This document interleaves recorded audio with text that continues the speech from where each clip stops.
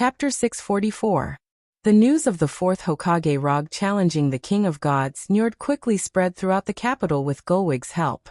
To be precise, it took less than an hour for the news to spread throughout the capital. Challenging the Warner Protoss's King of Gods in Warnerheim was something that had only happened a few times in the history of Warner Protoss. Not to mention, the person who challenged the King of Gods this time was an Earthling. If there was a ranking among Warner Protoss about who their most hated enemy was, Rog would definitely take the first place without any suspense. Even the goddess of death Hela, who was now leading the Frost Giants and Flame Giants to invade Warnerheim, was more popular than him. The reason for this was very simple. First of all, Rog helped Asgard's army defeat the Warner Protoss army twice. The first time was when Loki destroyed the Bifrost, and the second time was after Odin's death. These two opportunities were a once-in-a-lifetime opportunity for the Warner Divine clan. Unfortunately, these two opportunities were stopped by Rog. In addition to these two times, Warner Protoss also blamed Rog for the goddess of death Hela's invasion of Warnerheim. After knowing that Asgard had once fought with the goddess of death Hela in Jotunheim and defeated her, many Warner Protoss had an idea that didn't make sense but fit their mentality. They believed that it was Rog who helped Asgard defeat the goddess of death Hela, which led to Hela's invasion of Warnerheim. If Rog hadn't helped Asgard, Hela would have definitely defeated Asgard's army and become the monarch of Asgard. This way, Hela wouldn't have been able to rule Jotunheim and Muspelheim, let alone bring the Frost Giants and Flame Giants to invade Warnerheim. Therefore, everything that Warnerheim was suffering now was Rog's fault. What was even more difficult to understand was that there were only a few Warner Protoss who accepted this explanation. Therefore, Rog became the most hated person in the entire Warner Protoss. After knowing the thoughts of these Warner Protoss, Rog's only reaction was that no wonder Warnerheim had always been inferior to Asgard. When they encountered problems, they didn't look for the reason themselves, but blamed others instead. It was unreasonable for such a race to be better than Asari. Although Logue did not take these thoughts of the Vannas to heart, he had to admit that this idea, which was shared by most of the Vannas, had caused him a lot of trouble. Although Gullwig stopped the Golden Thorn's arrest warrant, she couldn't stop people's thoughts. Therefore Rog, who was living in the hotel, suffered a lot of unnecessary disturbances. This included, but was not limited to, people who always tried to break into his suite, or booked all the rooms around his suite, and then attacked him with noise from morning to night. Even his mount Fenrir suffered a lot of unnecessary harassment. In the beginning, Rog had planned to personally teach these arrogant fellows a lesson. But before he could do it, Hinata stopped him. Under Hinata's suggestion, Rog asked Gullwig for a manor in the suburbs of the capital, and then took Hinata and Fenrir to live there. After moving into this manor that belonged to Gullwig, the unspeakable harassment finally stopped. But this also brought a problem, and that was Gullwig's reputation among the people became a little bad. Gullwig's move to let Rog live in the manor also caused a small problem. That is, the cooperation between them became known to everyone. Although people didn't know the specific content of the cooperation between them, everyone now knew that the reason why Rog challenged Njord was Gullwig's arrangement. This also caused Gullwig to suffer the most serious reputation crisis in history. Just when Rog was curious about how Gullwig was going to restore her reputation, Gullwig made a move that made him look sideways. Gullwig, who rarely made a move in the Warner Protoss, showed her overbearingness without hiding it. She didn't do anything about those ordinary discussions. However, as long as anyone dared to mention that she had deliberately colluded with Logue, betrayed the Vannas, or even talked about some disgusting cooperation that could not be brought up in public, she would use her actions to prove what it meant to kill anyone who criticized her. For a time, the entire capital was slaughtered, and a large number of people were beheaded by Gullwig's army every day. Under this thunderous suppression, all the criticism in the royal city instantly disappeared. Of course, this was only the disappearance on the surface. Of course, Gullwig knew that these discontented people were just hiding in the dark. But she didn't care too much about this. All she wanted was peace and quiet on the surface. After Gullwig arranged for her army to capture and kill those who criticized her, the people of Warner Protoss realized Gullwig's overbearingness and strength for the first time. The current divine king of Warner Protoss was Njord, But when capturing and killing those people, Gulwig didn't greet Njord at all. Even a few blood relatives of Njord were captured by Gulwig's people and beheaded in public. In addition to showing her overbearingness and strength, Gulwig's actions also revealed a very important piece of information. That was, nearly half of the entire army of Warner Protoss was actually in her hands. No one knew when exactly she pulled these troops under her command, but what people could see was that half of the army hung Gulwig's flag in the position of the commander's flag. This woman is not simple. After seeing Gulwig's actions over the past few days, Rog had to admit that he had underestimated Gulwig. He thought that Gulwig, as a goddess, would be more tactful. But he didn't expect that in this aspect, Gulwig's overbearingness and strength were no less than his. When arresting those people who were criticizing her, her army really broke down their doors and arrested them without caring about the so-called evidence. According to incomplete statistics, more than 3,000 people were beheaded in public in the past few days alone. When Gulwig went to the manor to ask how her preparations were going, Rog asked Gulwig what she was thinking. Then Gulwig gave him a very simple answer. What Warner Protoss needs now is a powerful monarch who means what she says. Chapter 645. Rog agreed with Gulwig's statement. Given the current situation of the Warner God clan, they indeed needed a God King with sufficient strength to back them up. Looking at the current situation in Warnerheim, one could see how poorly Njord was doing as the God King. Asgard's garrison was not worth mentioning. After all, Asgard had stationed troops in Warnerheim for more than a year or two. However, it was Njord's responsibility to not be able to stop the invasion of the goddess of death, Hel. It was important to note that the goddess of death's army did not only attack Warner Protoss's territory and army. Even Asgard's garrison was attacked by Hel's army. Asgard's garrison took away part of the pressure, and Njord should have been able to stop Hel's army smoothly. However, the reality was that even with the help of Asgard's garrison, Warner Protoss's army was still being beaten back. Now the territory that Hel had taken away was close to 1/3 of Warnerheim's territory. What was even more troublesome was that until now, Njord still could not come up with any effective way to stop Hel. Other than the matter of the army, in the years that Njord had been the God King, Warner Protoss's culture and individual combat strength had shown a trend of decline year by year. In this regard, Njord's approach was a bit like Odin's rule over Asgard. However, the problem was that Odin did not want Asgard to be militaristic, because Asgard had enough strength to resist the invasion of foreign enemies. He did not want to start the so-called benevolent rule under the premise that he did not have enough strength to protect himself. Njord began to teach people to put down their bloodthirst and use benevolence to solve disputes in a situation where Warner Protoss did not have enough strength. This kind of culture would only cause Warner Protoss to be less and less aggressive. Previously, Warner Protoss blamed Hel's invasion of Warnerheim on Rog because of this reason. The invaders had already attacked their home, and they were still thinking about why others would invade them instead of invading others. Any race with a little bit of bloodthirst and pride would not consider this question first. They would just pick up the weapons in their hands and fight. Whether they could win or not aside, they would at least let the enemy know that even if they could not beat them, they would still take a bite out of them. Don't even think about taking down my home so effortlessly. Even if I die, I won't let you have an easy time. If the people of the Vanaheim gods had such courage, they would not have been so cowardly, let alone driving Hela's army out of Vanaheim. But it's a pity that the current Warner Protoss did not have such bloodthirst. Otherwise, Rog would not dare to take Hinata and Fenrir to Warnerheim for a vacation. You know, there are more people here than on Earth who want him dead. Time passed in a blink of an eye, and a week passed quickly. When the agreed time for the challenge arrived, Rog took Hinata and Fenrir, who had recovered his true form, to the royal hunting ground specially arranged by Gulwig. The royal hunting ground was dozens of kilometers away from the capital. There was no need to worry about any damage to the capital. When Rog and Hinata rode Fenrir to the royal hunting ground, which was not open to ordinary people, was already crowded with people. There were more than 300,000 people gathered in the royal hunting ground. Most of them were residents of the capital. Of course, there were also a small number of people who came from other cities.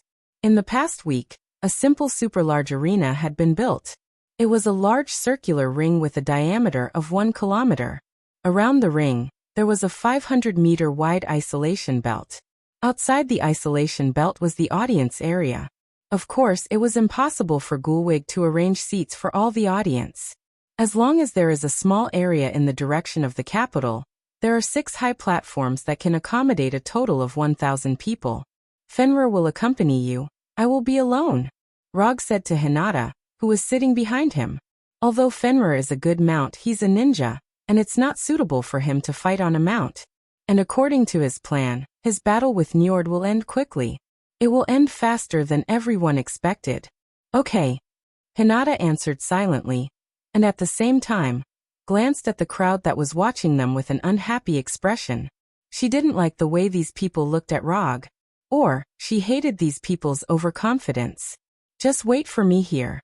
After saying that, Rog jumped down from Fenrir's back and walked alone toward the exaggerated ring. However, just as he walked through the 500-meter wide isolation belt, and was about to climb the ring that was only half a meter higher than the ground, he suddenly stopped. Then, he stretched out his right hand, and under everyone's gaze, he summoned the 4th Hokage's white Haori. Boom. The white smoke dissipated, and the 4th Hokage's Haori appeared in front of him out of thin air. Just as the Haori was about to fall under the influence of gravity, he grabbed the Haori and gently flung it back, putting on the Haori that was familiar to the people on Earth. Since it's the 4th Hokage challenging the Warner Protoss's God King, how can the 4th Hokage's iconic Haori be missing? Seeing Logue put on his Haori as if there was no one else around, the audience started looking at him with even more disdain. Although the audience didn't recognize the words on the Haori, they didn't like Rog's arrogant behavior. If looks could kill, he would have died countless times by now. Feeling the murderous eyes coming from all directions, he pretended to enjoy it and took a deep breath. This feeling was very good. Then his figure disappeared directly, and he used the body flicker technique to come to the center of the ring. Not long after he came to the center of the ring, Njord, who was riding a huge black saber-toothed tiger, wearing a pale golden armor, and holding a golden trident, came in front of him. Isn't this His Majesty the God King? We meet again. After seeing Njord's arrival, Rog took the initiative to greet him. He didn't know if Gerwig did it on purpose or not, but in this ring, there was a super large sound transmission magic that could let the conversation between them pass to everyone's ears without missing a word. In the matter of attacking Njord's prestige, Gerwig really didn't hold back. Last time, it was Odin who saved you. You won't be so lucky this time. Compared to Rog, Njord's tone was much more dignified. Odin might have saved me last time, but he might also have saved you. The person whose armor was pierced through seems to be you, His Majesty the God King, right? At that time, Rog had just mastered the immortal mode, so Njord took his most powerful attack without any suspense. Immortal spell, lightning escape, spiral electromagnetic cannon. Arguing is meaningless. Today, I'll let you know what the God King's might is. As soon as he said that, Njord released his God King's aura without reservation, which was the so-called Divine Father's aura. The God King's might? Then I'm not afraid to tell you in advance. I only need 3 moves to kill you. If you don't die within 3 moves, I'll kill myself. Rog's incomparably domineering words were transmitted without missing a single word by the sound transmission magic to the ears of everyone present. Arrogant. When Rog said those words, all the Warner Protoss members, including Gerwig, felt his insufferably arrogant arrogance. Njord might not be a qualified God King, but no matter what, he was the God King who had informed Warnerheim for thousands of years. Rog's words now undoubtedly trampled all the Warner Protoss faces to the ground. Chapter 646. If Njord only loathed Rog before, and hated him for teaming up with Gulwig, but now he really wanted nothing more than to grind Rog's bones to dust. In his own kingdom, in front of 300,000 Warner Protoss, he actually dared to boast that he would kill him in 3 moves. This was no longer a matter of provocation, but that he didn't even put him in his eyes. For a moment, Njord's body surged with an intense killing intent. Under the influence of his divine power, the originally endless blue sky suddenly became as gloomy as ink. Oh, he's actually angry. Looking up at the instant change in the sky, Rog still maintained his initial calmness. That's right. Njord was indeed the Divine King, the so-called Divine Father. But after browsing through the detailed information provided by Gulweg, he finally understood why he instinctively suspected that Njord hadn't reached the Divine Father level. The reason was very simple, because Njord's Divine Father level strength wasn't cultivated by himself. The reason why Njord could become the Divine King was purely because he inherited the authority left behind by the previous Divine King. Thus, he was promoted to the Divine Father level and became the Divine King of Warner Protoss. To put it simply, Njord's Divine Father level strength was obtained through cheating. This was also why Odin and Njord were both Divine Fathers, but the pressure Rog felt from the two of them were completely different. If he challenged Odin, Rog would feel that he was courting death. But if he challenged Njord, he felt that he could still do it. Yes, it was just okay, and it wasn't to the point where he could win for sure. The reason why he dared to boast of killing Njord in 3 moves in public was very simple, because he didn't intend to talk about martial virtues with Njord this time. Rog would have to be crazy to talk about martial virtues with a Divine King who had lived for God knows how many millennia. Moreover, this was in his own country. So he picked out one of his 3 infinity stones and silently carried it with him. He did not choose the reality gem that he had for the longest time, nor did he choose the soul gem that he obtained last. Instead, he chose the power gem that has a very high compatibility with Thanos. A few days ago, he had secretly tested his compatibility with the power gem. In the end, he found that it wasn't too bad. To be precise, it was even more compatible than the gem in reality. This could also be because the power gem approved of his fighting style. Although Njord was filled with killing intent towards Rog right now, he was still a God King after all. He could not attack Rog first. Sometimes, people were just so hypocritical. He clearly wanted to skin the other party alive, but he still forced himself to maintain this so-called attitude. Njord had to maintain his so-called dignity as the Divine King, but Rog had no such concerns. He suddenly put his hands together and silently chanted, "Sage mode." In an instant, an astonishing amount of natural energy was absorbed into his body and mixed with his own chakra to form the immortal technique chakra. At the moment when red lines started to appear on his eyes and forehead, he immediately used the strongest move of the would escape technique. Immortal technique would release thousands of hands, Buddha on top. In the beginning, there were still some Warner Protoss people who didn't understand why such a huge ring was built. Now, however, everyone understood the reason. When this incomparably large Buddha statue emerged from the ground, the originally incomparably wide arena instantly became insignificant. It wasn't just the ring that was affected. Even the spectator area outside the isolation belt was affected. This was also because Rog deliberately controlled the size of the Buddha statue in consideration of the environment. Otherwise, he could have created an amazing Buddha statue with a base diameter of more than 10 kilometers. Instead of just making a Buddha statue with a base diameter of less than 2 kilometers like now. But whether it was 2 kilometers or 10 kilometers, for Warner Protoss people whose average height was less than 2 meters, it was equally shocking.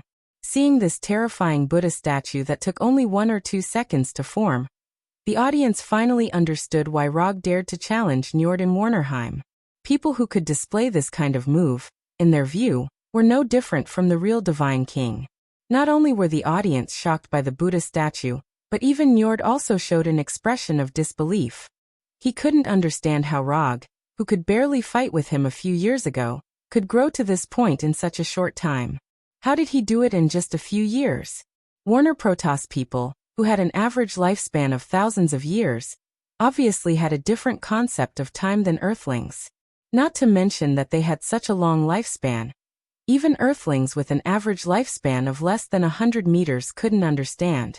After summoning the Buddha statue, Rog didn't immediately control the Buddha statue to attack. Instead, he took out the power gem that emitted a faint purple light from his shirt pocket and held it tightly in his right hand. The power gem that ordinary people couldn't touch directly didn't cause any damage to him. If a 100% sage body and sage mode couldn't be recognized by the power gem, then not many people in the world could use the power gem. Looking at Njord, who didn't have any intention of leaving or hiding in the wreckage of the ring, Rog's face showed a smile. Njord lost. Although he didn't control the Buddha statue to attack, he was already sure that Njord lost. He just said in front of everyone that if he couldn't kill Njord in 3 moves, he would kill himself. It was actually a psychological tactic. He wanted to kill Njord in 3 moves. People who heard this sentence would first think that his 3rd move was the most powerful and terrifying attack. But in fact, he would directly use his most powerful attack in the 1st move and solve all problems in 1 move. The reason why he said 3 moves was to mislead Njord. And it turned out that his misdirection was effective. Njord, who was riding the huge saber-toothed tiger, didn't have any intention of dodging or leaving. Obviously, he planned to take his 1st move and calculate how powerful his remaining 2 moves would be. But Njord didn't expect that in Rog's plan, the remaining 2 moves didn't exist at all. 1 move, life and death.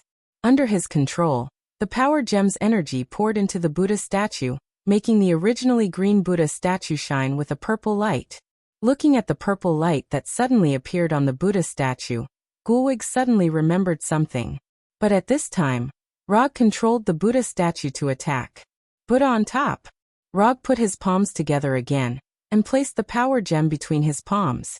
Then the fist behind the Buddha statue came to life in an instant, smashing toward Njord with the power to destroy heaven and earth. When the first fist of the Buddha statue arrived in front of Njord, Njord raised the golden trident in his hand. A pale blue hemispherical energy barrier completely enveloped him. Boom! A terrifying explosion rang out. The blue light and purple light mixed together, forming a dazzling ball of light. Before the sound of the explosion could reach the ears of the surrounding audience, the Buddha statue's 2nd fist came crashing down. Then the 3rd, the 4th, the 5th. In the beginning, one could still see the blue light formed by Njord's divine power. However, after the 20th punch, the blue light completely disappeared, and was replaced by purple and golden explosive light. Yula yula yula yula yula. Although the Buddha statue's body gave people a feeling of incomparable clumsiness, the speed of the Buddha statue's punches was far beyond people's imagination. It had even reached the limit of what the naked eye could capture. The audience thought that they would be able to see a hearty battle, but they never imagined that they would see a one-sided beating. Terrifying explosions rang out continuously, and the shockwaves and shockwaves of the explosions swept out like a tsunami. The earth began to crack, and the continuous violent tremors continued. At this moment, the rapidly punching Buddha statue became the most eye-catching existence in the entire world. The earth wailed, the mountains trembled, and the sky mourned. This doomsday-like scene only lasted for a little more than a minute before it came to an end. In this minute, Rog unleashed all the thousands of punches behind the Buddha statue, not leaving a single one behind. In order to ensure that every punch had enough power, he not only crazily consumed the chakra in his body, but also constantly urged the power gem to provide energy. While he was activating the power of the power gem, a voice that sounded like the ravings of a devil kept appearing in his mind. Smash the world with 1 punch. Smash the world with 1 punch. Smash the world with 1 punch. The power gem certainly had the ability to destroy a world with 1 blow. But the problem was that Rog's physique couldn't withstand such an energy output. The achievement of destroying a world with 1 punch was indeed tempting, but he didn't want to become like Thanos, who was unable to resist the backlash of the power gem. Under the temptation of this demonic raving-like voice, he always maintained his initial rationality, and did not let the energy provided by the power gem exceed the limit that he and the Buddha statue could withstand. When the Buddha statue stopped attacking, he didn't hesitate and directly threw the power gem in his palm into the summon scroll, and then deactivated Sage Mode. As time passed, the smoke and dust raised by the explosion gradually dissipated. When everything returned to normal, the audience, who had come to watch a good show but had almost been killed by the attack, saw the scene in front of them clearly. The Buddha statue with the amazing size was still standing in front of them like a mountain peak. But compared to when it first appeared, the fists behind the Buddha statue had all disappeared. In front of the Buddha statue was a deep pit with a diameter of several kilometers and a depth of hundreds of meters. There was no gravel in the deep pit, nor was there any living thing. Njord, who was supposed to be standing in front of the Buddha statue, had completely disappeared. Instead, There was a fist-sized light blue crystal floating quietly in the center of the deep pit. This light blue crystal was none other than Njord's origin energy. Or rather, it was his God King's authority. Under the attack of the Buddha above the top, Njord didn't even have the chance to self-destruct and was completely killed by the Buddha above the top integrated with the power gem's energy. Apart from the God King's authority, Njord didn't leave anything behind. Not even his bones were left. It was finally over. Glancing at the God King's authority floating quietly in the center of the deep pit, Rog stretched out his right hand and used 10,000 Mammoth Heavens pull, sucking the God King's authority into his hand. This battle was not a loss. Although the God King's authority was Njord's origin energy, Rog wasn't sure if he could make Njord leave the God King's authority behind. This was a matter of luck to begin with. If killing a God King could give him a God King's authority, then the God Kings of this world would be too insecure.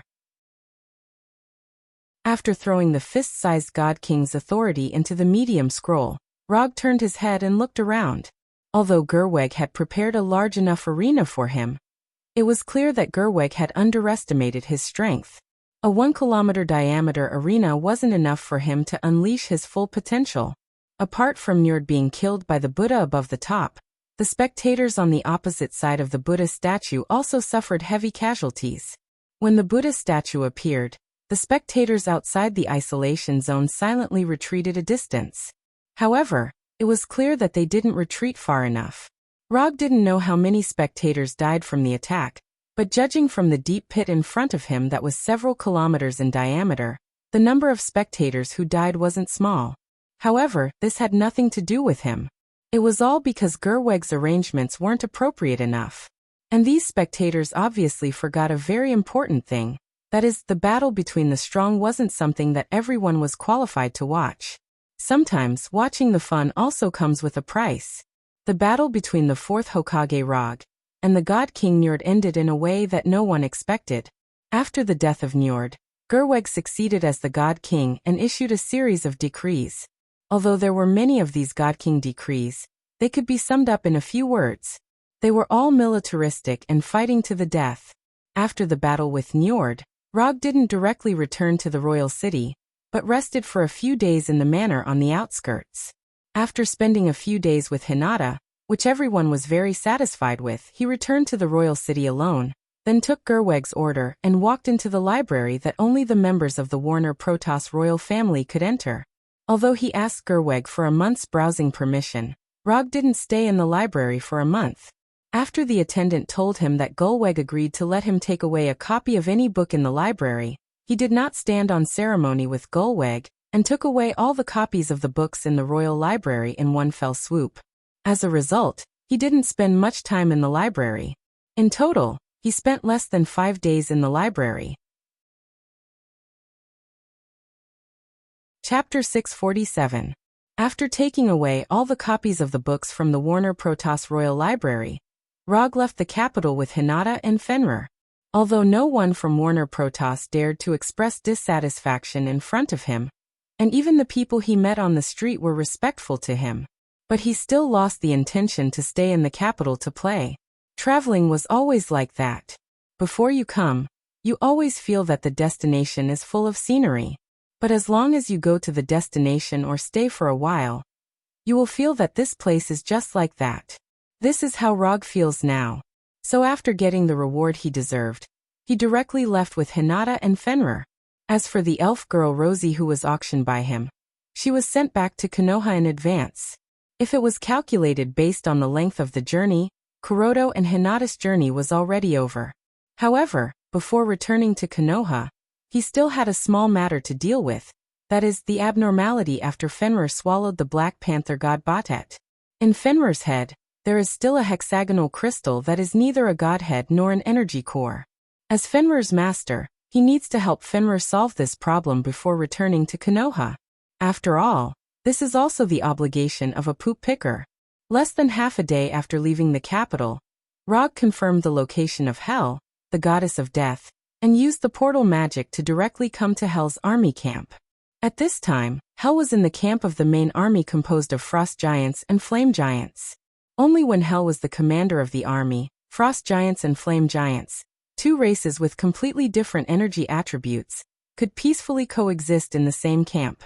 The appearance of the golden light portal immediately attracted the attention of frost giants and flame giants.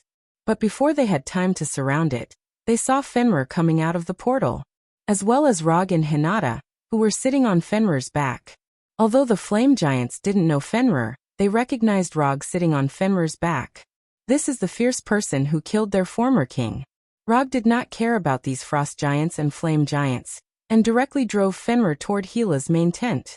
Just as Fenrir was about to reach Hila's main tent, Hila, who was wearing a dark green battlesuit, walked out of the tent. It really is you. What is it this time? Hila looked up at Fenrir and Hinata, then said to Rog, Fenrir has a small problem now. I'm not sure what's going on, and I don't have a solution.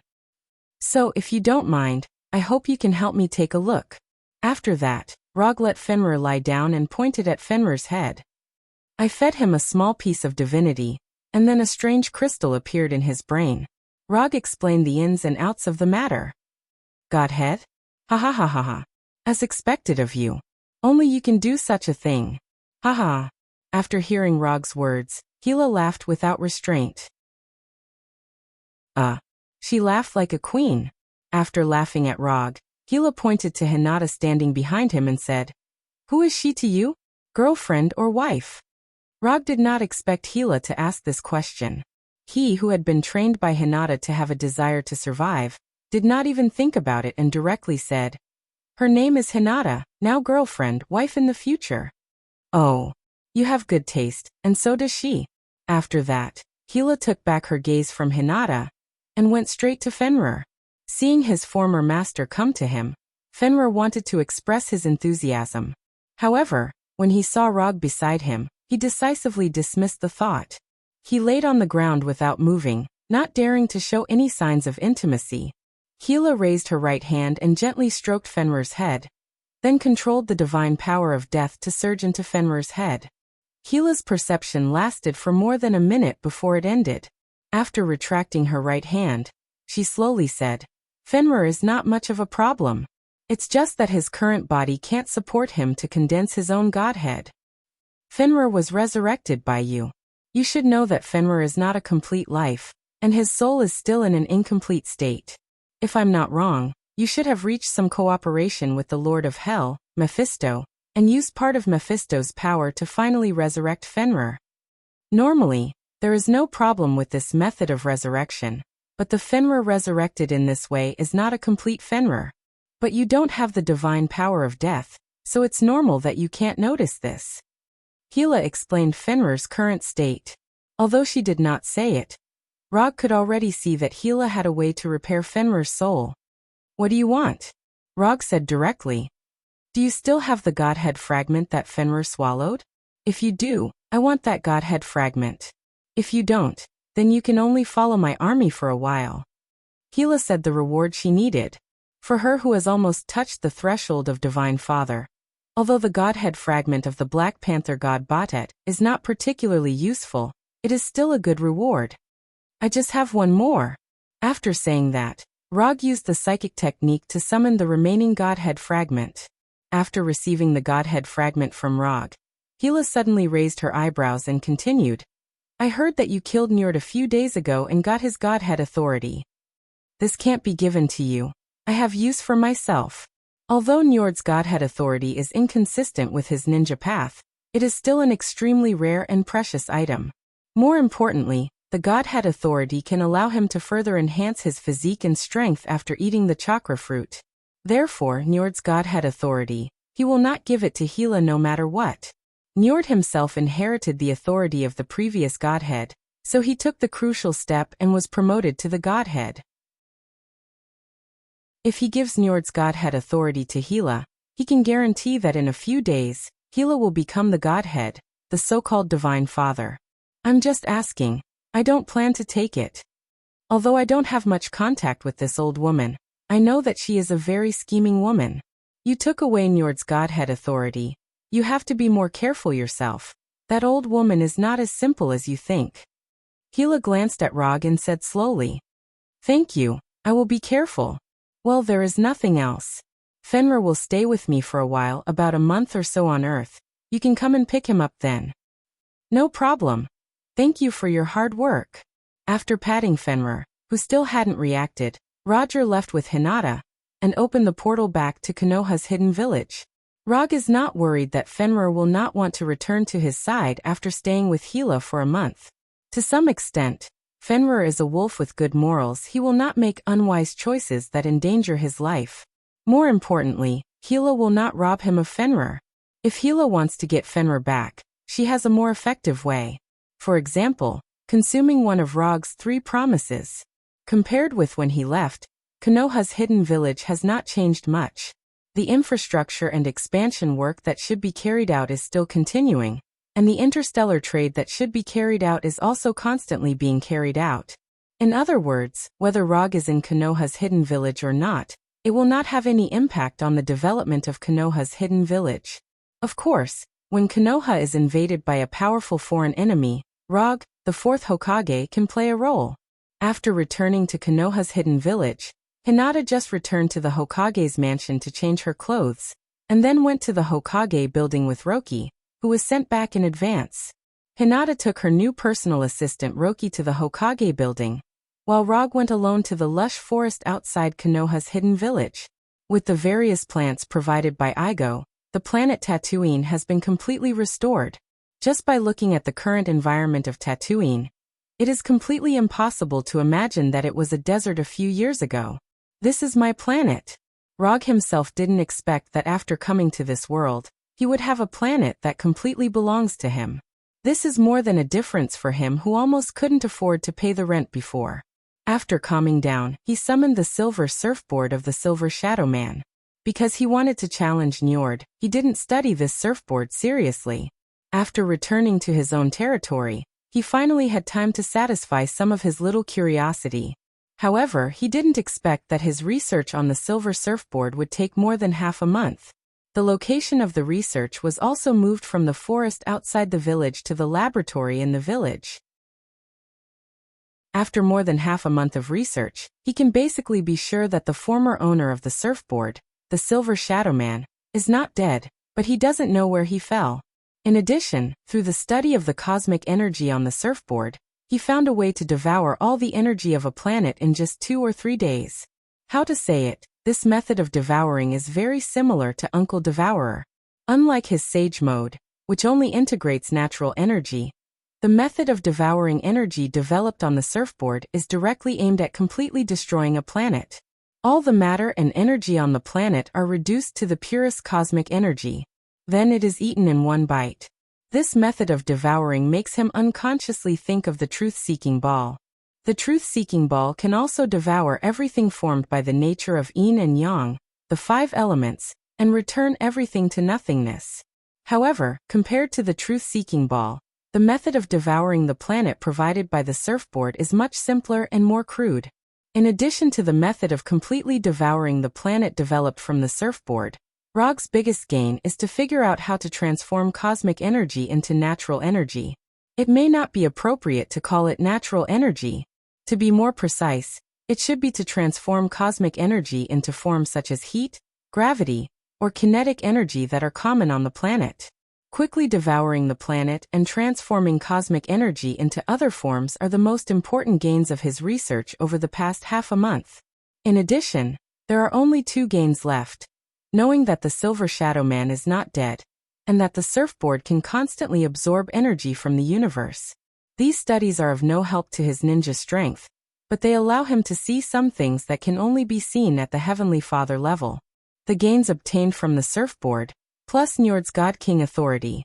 With the existence of these 2 things, he is confident that after eating the chakra fruit, he will quickly gain a foothold at the Heavenly Father level. If possible, he can even try to advance to the single universe level and the multiverse level. Of course, all of this has to wait until he eats the chakra fruit and improves his strength, physique, soul, and status to the peak of the Heavenly Father level. After finishing his research on the surfboard, he began his carefree life as a hands-off shopkeeper. Because of the existence of the silver surfboard, he now has fewer opportunities to use the super light rock technique. Compared with the silver surfboard, The super light rock technique is far inferior in speed and flexibility. Not to mention that the silver surfboard can also become a cosmic energy charger at some point. Half a month later, he went to Warnerheim again and took back Fenrir from Hela. At the same time, he learned about the recent situation in Warnerheim. It has to be said that after Gullweg succeeded as the God King, Warner Protoss finally had a little bit of the God race. The situation that was originally dominated by Hela returned to a state of parity under the command of Gullweg. And this is still under the condition that Asgard's garrison is not taken into account. If Asgard's garrison is included, Warner Protoss can be regarded as beating Hela's forces back again and again. Rog did not intervene in the war in Warnerheim, and returned directly to Konoha with Fenrir. According to Hela, she has completed Fenrir's soul and promoted Fenrir from a demonic beast to a demigod. Yes, only a demigod. In the end, Fenrir failed to be promoted to the realm of godhood and godhood. However, compared to before, Fenrir still had a huge change. The most obvious change was that Fenrir changed from a black wolf to a silver wolf, and it was a silver wolf that could speak human language. As for how Hela did it, Rog didn't know. However, he was still very satisfied with Fenrir's new image. At Fenrir's request, he sent Fenrir to the werewolf kingdom on Earth, the summit of the peaks, and let Fenrir become the guardian of the werewolves. This was also the path that Black Panther god Bast had chosen to become a god. The only difference was that Black Panther god Bast chose to guard the Wakanda people at the time, while Fenrir chose to guard the werewolves. For Rog's practice of sending a demigod creature to Earth, his magic teacher, Ancient One, did not express any dissatisfaction. However, his junior brother, Strange, had some small opinions. However, Strange's opinion was directly ignored by Rog. Strange was still young, and had not yet taken over the position of Sorcerer Supreme from Ancient One. After he became the Sorcerer Supreme, he would know that there were all kinds of monsters on Earth. Fenrir was a little demigod and was nothing at all. Chapter 648. After sending Fenrir back to Earth, Rog's leisure days were officially over. Now there is more than a month left before the chakra tree fully matures. He needs to adjust himself to the best state during this time, and then eat the chakra fruit that can make him an immortal. In fact, other than adjusting his condition, there was nothing else he could do. If possible, he also needs to raise the resonance of QB in his body to the level of complete compatibility. Although after eating the chakra fruit, the biju's help to him is not so obvious. But in any case, QB was exchanged for 2,000 ninja coins. It's not in his character to waste it like this. When Rog put all his attention on the adjustment of his state, and the improvement of QB's resonance, his already amazing chakra amount is constantly increasing. It wasn't until he developed the sage body to 100% that he finally understood why Hashirama has far more chakra than ordinary people. Chakra is the product of the fusion of spiritual energy and physical energy, and the limit of the body determines the amount of physical energy. Although the sage body also has a limit, that limit is far beyond ordinary people. Even Rog, whose chakra amount has reached 0. 7 pillar, is far from touching the limit of the sage body at this time. He can't even see where the limit of the sage body is. Time passed day by day, and Rog's chakra amount is increasing at a steady rate. What surprised him even more is that QB, who was not very compatible with him, has become extremely tacit at this time. A month and a half is not long, but it's not short either. When Rog finished this life of eating and sleeping in addition to cultivation, he opened the system and took a look at his current chakra amount and the resonance with QB. Chakra amount 2 pillar 1. For pillar 0. 8 pillar for biju. Jinchuriki. QB resonance. 8. Because of the time he was unable to raise the resonance of QB to 9 and reach a perfect fit with QB. However, he didn't pay too much attention to this. Although he was still a distance away from perfect fusion, this did not prevent him from using the 9-tailed mode and fully transforming into a tailed beast. After leaving the Hokage's exclusive training room, Kuroto returned to the Hokage's residence and took a comfortable hot bath. After that, he changed into clean clothes and opened the portal to Igo. Before he left the training room, he received a message from number 2. Igo specially contacted the Golden Jack and reported the news that the fruit of the divine tree was about to ripen. As soon as he stepped out of the portal, Rog saw the real towering tree. Glancing at the 1,000-meter-tall tree of God, he sighed emotionally. After waiting for so long, this day had finally arrived. As soon as the portal behind him disappeared, Igo, who was completely formed by energy, appeared in front of him. Compared to before, Igo's appearance now looked even older. Although Igo had a head full of white hair in the past, he didn't look old at all. But now, Igo was like a real old man, revealing a trace of aging and desolate aura. The fruit you want is about to ripen. I hope you can keep your promise. Rog didn't know if it was his illusion, but he felt that Igo was really a lot older, as if he was an old man who had reached the last stage of his life. I never break my promise. Rog gave a positive answer.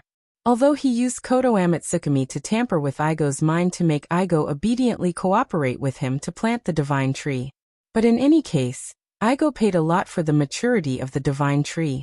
The divine tree is the root of all chakra, and the most important strategic weapon of the Otsutsuki clan.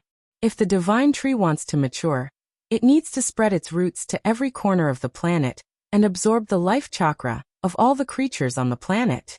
When the life chakra of the entire planet is absorbed, the divine tree will mature and bear the chakra fruit. In other words, the moment the chakra fruit matures, all the life on the planet will die. If Rog had planted the divine tree in the normal way, the chakra fruit would have indeed taken all the life on the planet. However, he had used a rather tricky method to plant the divine tree on Igo, a planet that possessed self-awareness. With Igo's cooperation, the roots of the divine tree did not spread to the whole planet, and the chakra fruit did not take all the life on the planet. But even so, the divine tree still brought great harm to Igo's planet. Compared with the previous Igo star, the current Igo star is more than a little desolate. If observed from outer space, it can be clearly seen that nearly half of the Igo star has become a desert and a dead land. That's good. After this matter is over, let's try not to meet in the future. I'm old and can't stand the stimulation given by you young people. In terms of the life on the planet, Igo is still very young. But compared to Rog and the others, Igo is an out-and-out old man. He is even older than Odin. We can still meet. Don't worry, I will only do this kind of thing once. There won't be a second time. As long as you don't plan to expand the life of the planet in the future, I won't make things difficult for you. Igo may not have been a good planet in the past, but Rog still likes Igo now.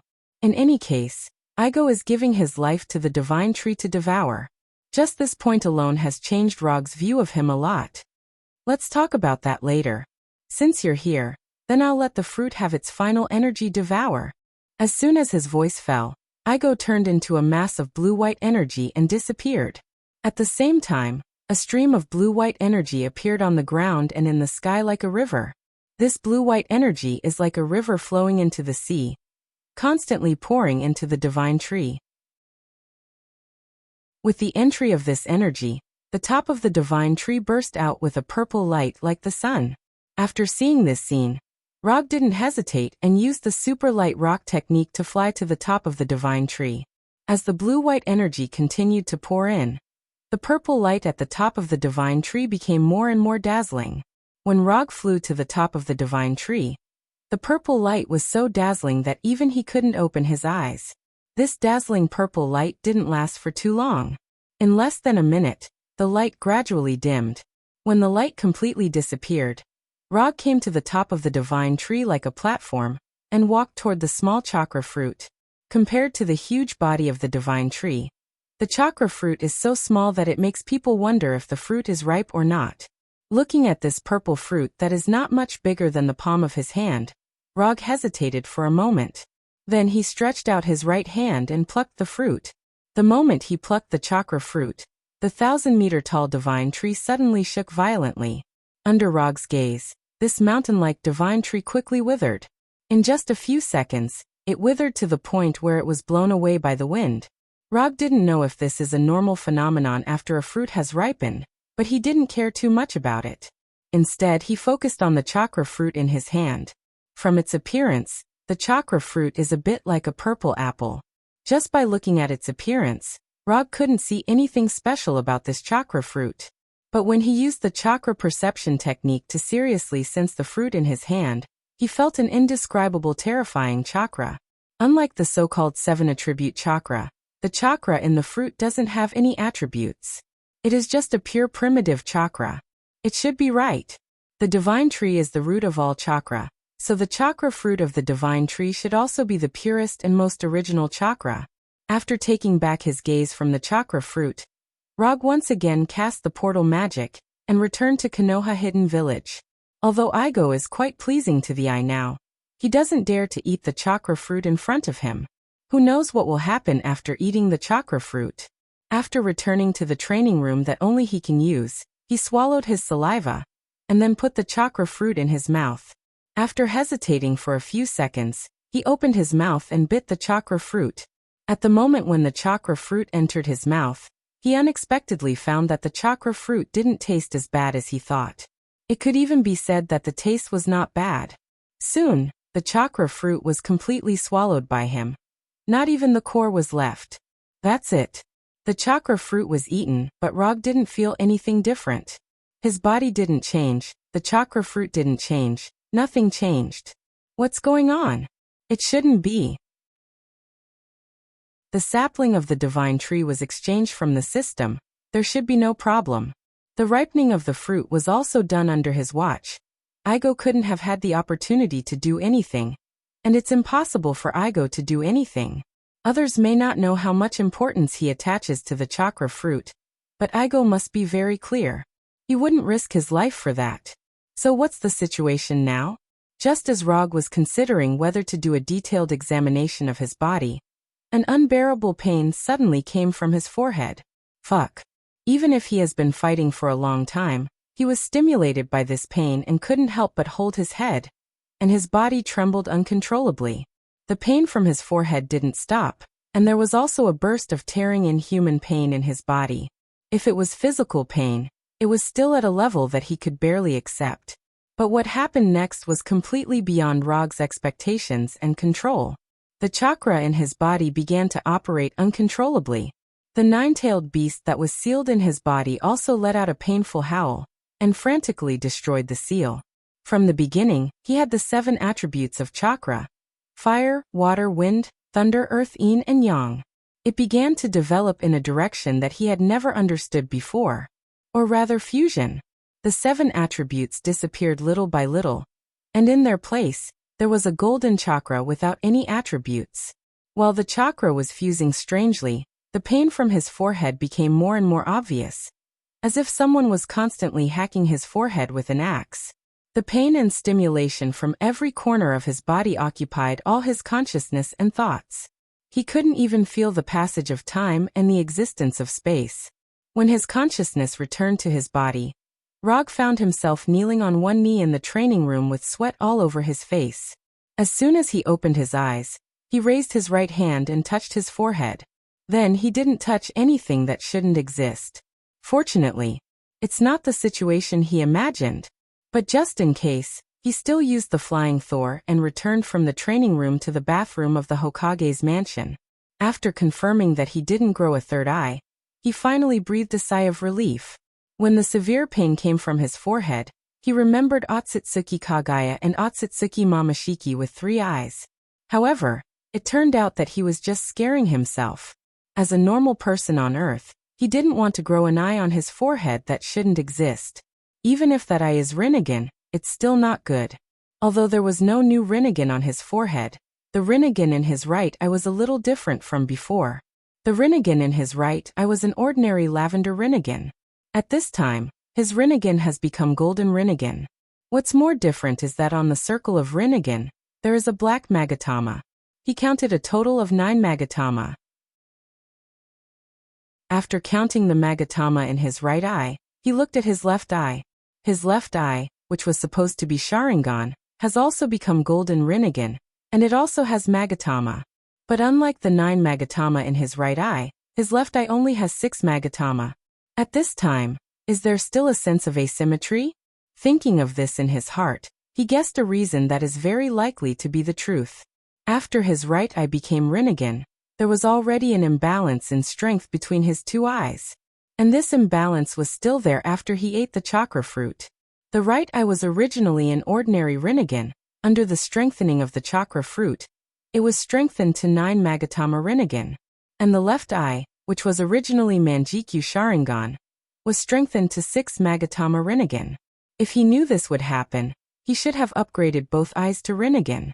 After complaining about himself being lazy before, he took off his clothes that were completely soaked in sweat and began to take a bath again. Although the left eye has 3 Magatama less than the right eye, he is not particularly worried. If he guessed right, he should have the opportunity to upgrade his left eye to 9 Magatama. Of course, if he can't upgrade it, it doesn't matter. Chapter 649. The two eyes were different, and it wasn't a day or two for Rog. And the power of the 6 Tomo Rinnegan may not be weaker than the 9 Tomo Rinnegan. If used well, not to mention the 6 Tomo Rinnegan, even the ordinary Rinnegan would be amazing. Rog, who was lying in the bathtub, suddenly had a feeling of temporarily losing his goal.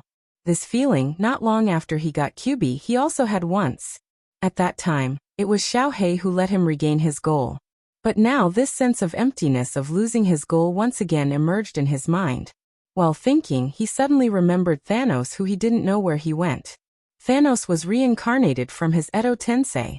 Strictly speaking, Thanos is also his summon beast. But because he didn't bury a technique on Thanos, his control of Thanos is far less than the control of Punisher. Not to mention control, he doesn't even know where Thanos is and whether he is still alive.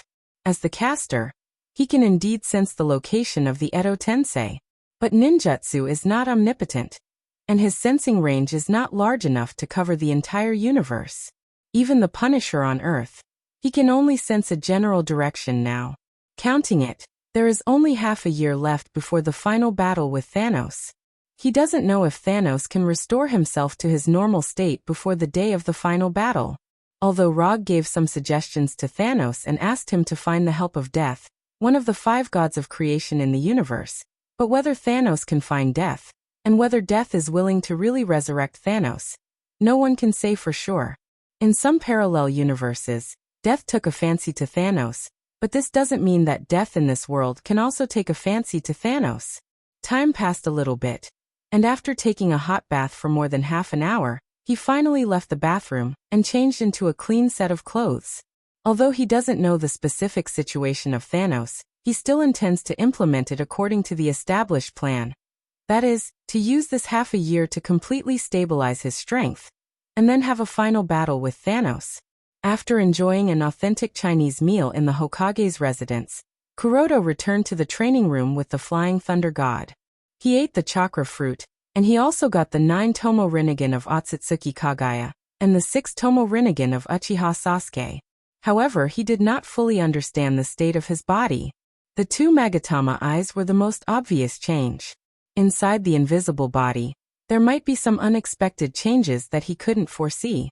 First, he checked his chakra. Compared to his previous 7 attribute chakra, his current chakra no longer had any attributes. Its color had also changed from light blue to gold. He condensed a Rasengan in his right hand, and then he saw a golden Rasengan. Although he personally preferred the previous blue Rasengan, the gold one looked okay.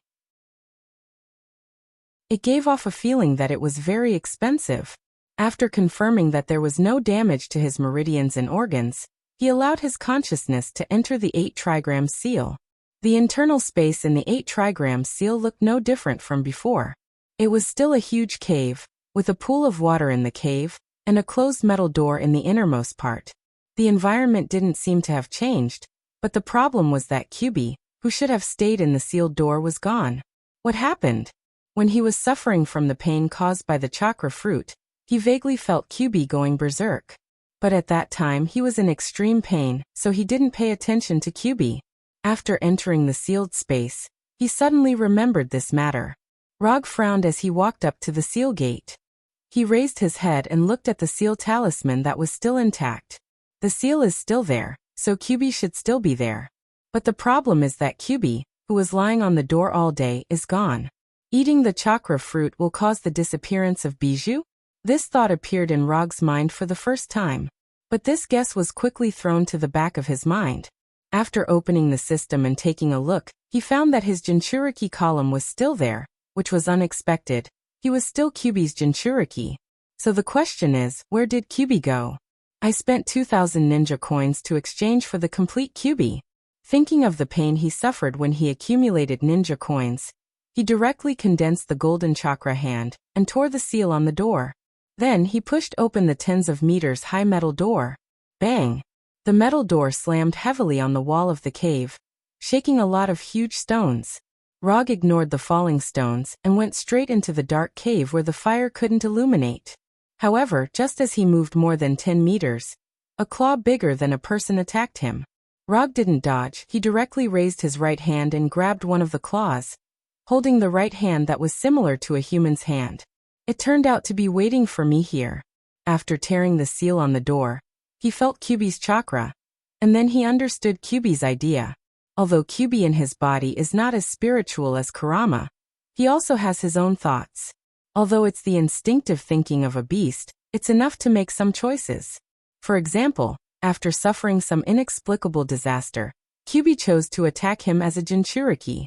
Before eating the chakra fruit, Rog was confident that he could directly suppress Kyuubi with Manjikyu Sharingan.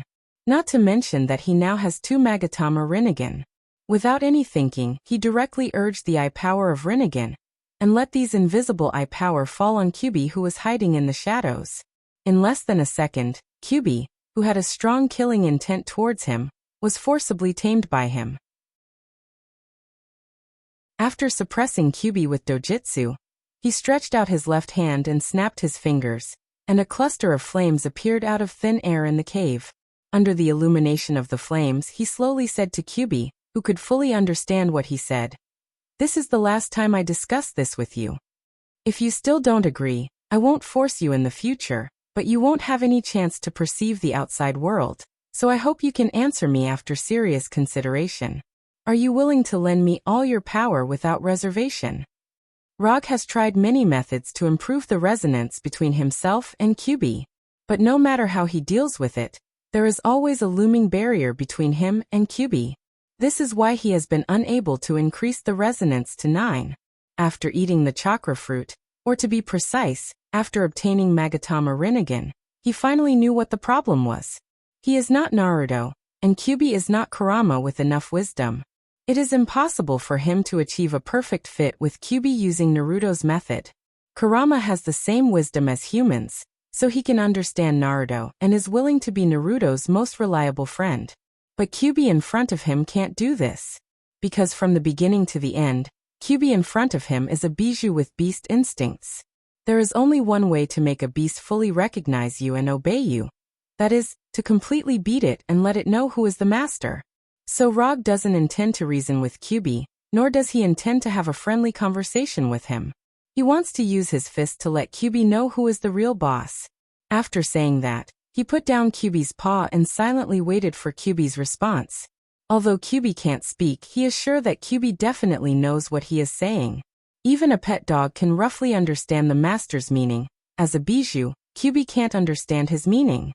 5 seconds, 10 seconds, 20 seconds. Rog didn't urge Kyuubi, but quietly stood in front of Kyuubi. He gave Kyuubi 1 minute.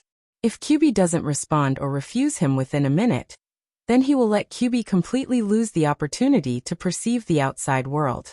Kyuubi does have a lot of chakra, but for him who has eaten the chakra fruit, chakra is no longer a problem.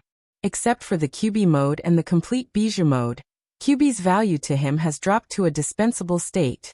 50 seconds, 55 seconds. Just when Rog was about to turn around and leave the cave, and then completely seal Kyuubi in the cave, Kyuubi finally gave a response. Kyuubi put away his paw, clenched his right hand into a fist, and then put his huge fist in front of Rog. Fist bump? Although his Kyuubi is not Kurama, he still retains the habit of fist bumping.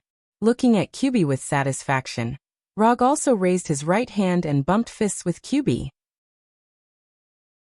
When these two completely unequal fists collided with each other, a strange feeling suddenly appeared in Rog's body. Without opening the system page, he knew that this strange feeling was the feeling of perfect resonance. Kyubi finally completely recognized him. From today onwards, you'll be called Nine Circles. Rog, who was bad at naming, gave Kyubi a new name that he thought was okay. However, as soon as he said the name, Kyubi put his fist away. Dissatisfaction was written all over his face. You don't like 9 circles, what about 90,000? Kyubi continued to shake his head. 90,000 is not enough, what about 9 ropes? Kyubi still shook his head. Last time, 9 luminaries. If you still don't like this name, then you can only be called 9 circles. Although Kyubi did not understand what 9 luminaries meant, he knew that the name 9 luminaries was already much better than 9 circles and 90,000. After seeing Kyubi know now it should be 9 luminaries nodding satisfactorily, Rog continued. I won't put the seal back, you can move freely in this relatively spacious space. If there is a chance in the future, I will find a way to let you go outside and experience the real world. 9 luminaries gave him face, so Rog would certainly consider 9 luminaries' behalf. Of course, it was impossible to let 9 luminaries completely leave the seal, but he could use the reality gem to create a temporary shell for 9 luminaries, and let it experience the real world for a period of time in the outside world, just like what he did on Titan Star. After dealing with 9 luminaries, his consciousness returned to his body and he continued to check his condition. More than half an hour later he finished checking his body. Excluding the strengthening of his body, there was nothing wrong with his body and he was very healthy. There were no hidden injuries, there was nothing wrong with him, his meridian system was intact, and the amount of chakra was also very satisfactory. Before eating the chakra fruit, his own chakra amount was 1. For pillars. Now, his chakra amount has reached an astonishing 3.5 pillars, and this is not counting the Bijou chakra. If the Bijou chakra is added, his chakra amount has reached an astonishing 4. For pillars. In addition, he didn't know if it was his illusion, but he always felt that the golden chakra consumed less energy when using ninjutsu, and the response was faster. The consumption was less, which was a good thing. However, the fact that it had a faster response seemed to be of little use. He could use ninjutsu without any seals, and it was faster on the basis of instant cast, but the result was still instant cast. After confirming that there was nothing wrong with his current body, he began to think about the ninjutsu that Otsutsuki Kagaya had. Infinite Tsukuyomi was not needed, he had no intention of ruling the world. However, he was still very interested in ninjutsu like Yomi-Bai, Heaven's Defense, 80 Gods Air Attack, Grey Bone, and Expansion Truth-Seeking Ball. After deciding the plan for the rest of the year, he left the training room with the Flying Thunder God, and came to the Hokage building. To be precise, he came to Hinata. At this time, Hinata was looking at the display in front of her seriously and frowning from time to time. Next to Hinata was Rosie, who had been an assistant for some time. Rog, why are you here? As soon as Rog appeared, Hinata's gaze shifted from the display to him. Your eyes. Before Rog could speak, Hinata asked. I ate the fruit, and then, as one of the only 2 ninjas in Konoha, Hinata was the only one who knew the role of the chakra fruit. So that's how it is. Then if I'm not wrong, you're going to ask me to develop ninjutsu again? Yes, there are a few ninjutsu that I need your help with. Rog's combat power is far beyond Hinata's, but in terms of ninjutsu development ability, even 10 of him together are not Hinata's opponent. Although he can also choose to go to the system to exchange for ninjutsu, he doesn't need to look to know how expensive the ninjutsu he wants will be. Now he has no interest in performing tasks to accumulate ninjutsu. Rosie, you go out. Hinata didn't directly answer Rog, but asked Rosie to leave the office. When Rosie left the office and closed the door, Hinata continued. Tell me, what kind of ninjutsu are you going to develop this time? Chapter 650. After sorting out the language, Rog told Hinata about the Sharingan ninjutsu he wanted to learn. Of course, he mainly introduced the effects, characteristics, and some of his own understanding of these ninjutsu. As for the specific development, he can't do much. At most, he can cooperate with Hinata to do some tests on the Sharingan. The ninjutsu you want to develop are not simple, I may not be able to develop them. After listening to Rog's description, Hinata frowned and answered. If possible, She certainly hopes that she can meet all the requirements made by Rog. But some things can't be done just because she wants to. Although Hinata has the Byakugan, she only has the Byakugan. Not to mention the Sharingan, she doesn't even know much about the ordinary Rinnegan. It doesn't matter, just do your best. Looking at Hinata's dignified expression, Rog felt that he was a bit too irresponsible as the fourth Hokage. Not to mention Tobirama, who is a master of ninjutsu research and development.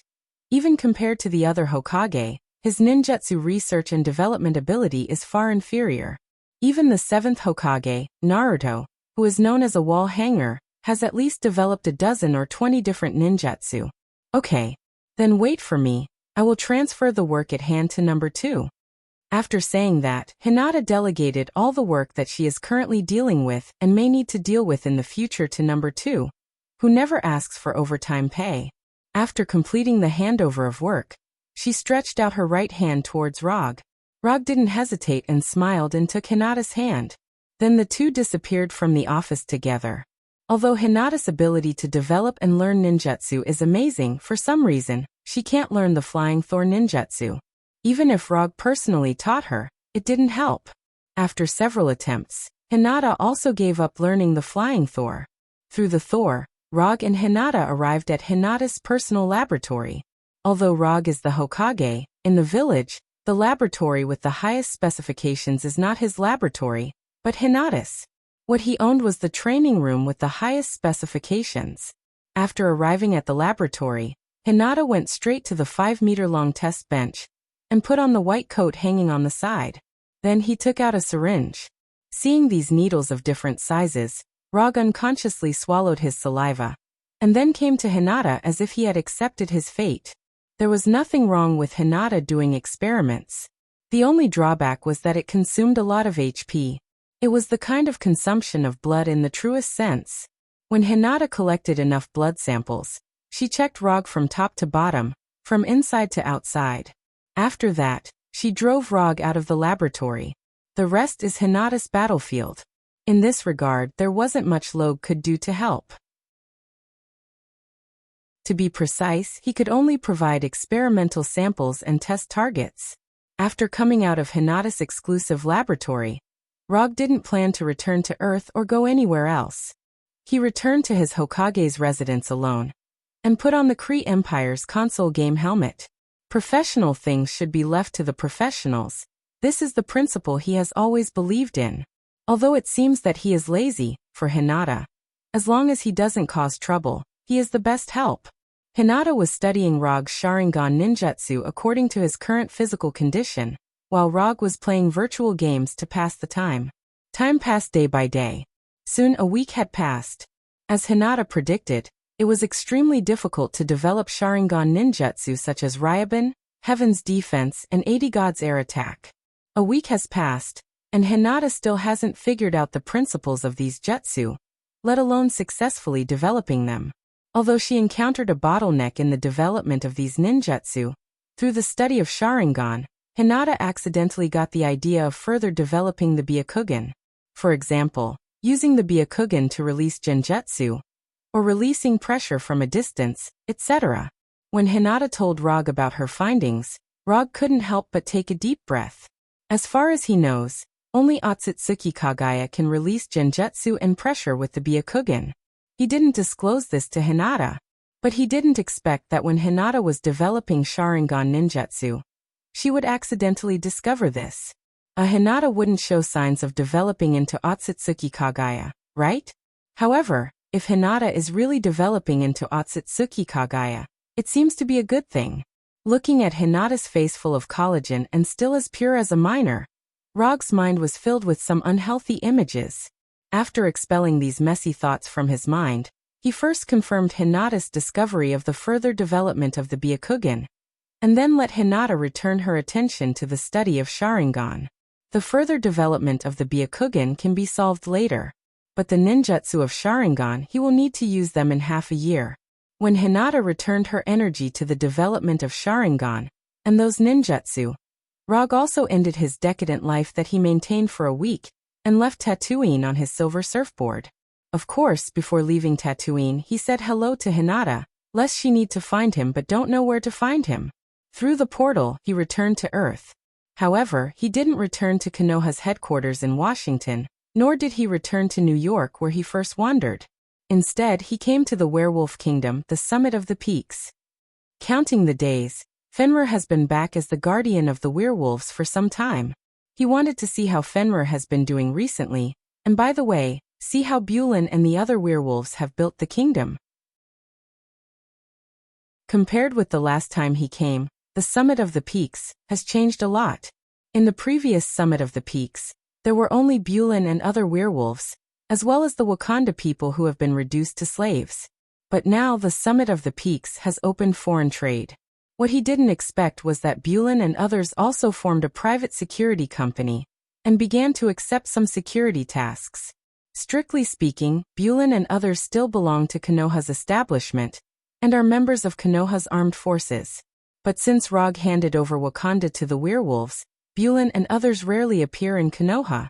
Not only Konoha's headquarters, but even Konoha's hidden village on Tatooine doesn't have many werewolves now. Only those werewolves who have been transformed by extremists and belong to the Molten Wolf Pack continue to stay in Konoha's hidden village. He has no opinion on the establishment of a private security company by Bulin and others. Although the werewolves have their own kingdom, it is almost impossible to expect them to develop their kingdom little by little like ordinary people. So if they want to develop the summit of the peaks, these werewolves will sooner or later embark on the path of mercenaries. Establishing a private security company is also one of the ways these werewolves can best exert their own advantages. Other countries can increase foreign trade income by selling arms, and werewolves can certainly sell their own forces to obtain foreign trade income. Strictly speaking, there is no essential difference between the two. After arriving at the summit of the peaks, Rog didn't go to see Bulin and others, and he didn't even enter the werewolf cities to take a look. Instead, he stepped on the silver surfboard and flew directly towards Fenrir's location. He didn't know if it was his illusion, but after he became a divine father, to be precise, after eating the chakra fruit, he felt that he was becoming less and less interested in other things. Even the console games that he used to like very much in the past can't bring him any excitement now.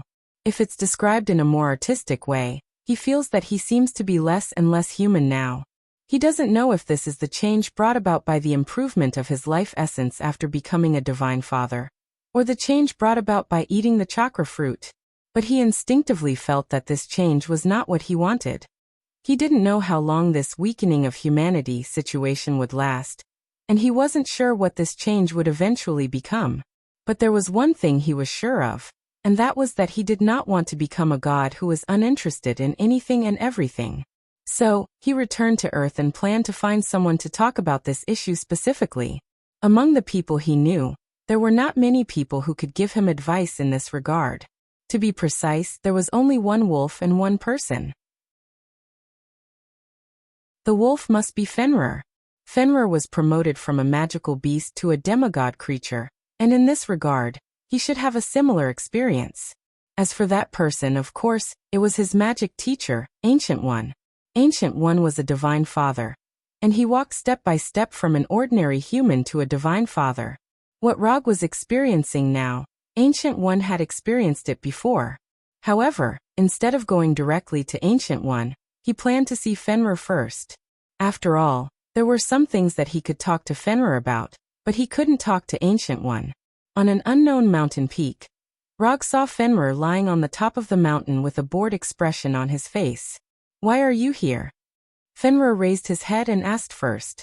"Nothing. I just came to see you." After that, Rog jumped off the surfboard and went directly to Fenrir's side and sat down leaning on Fenrir. "Your smell has changed, it doesn't smell as good as before." As soon as Rog sat down, Fenrir continued.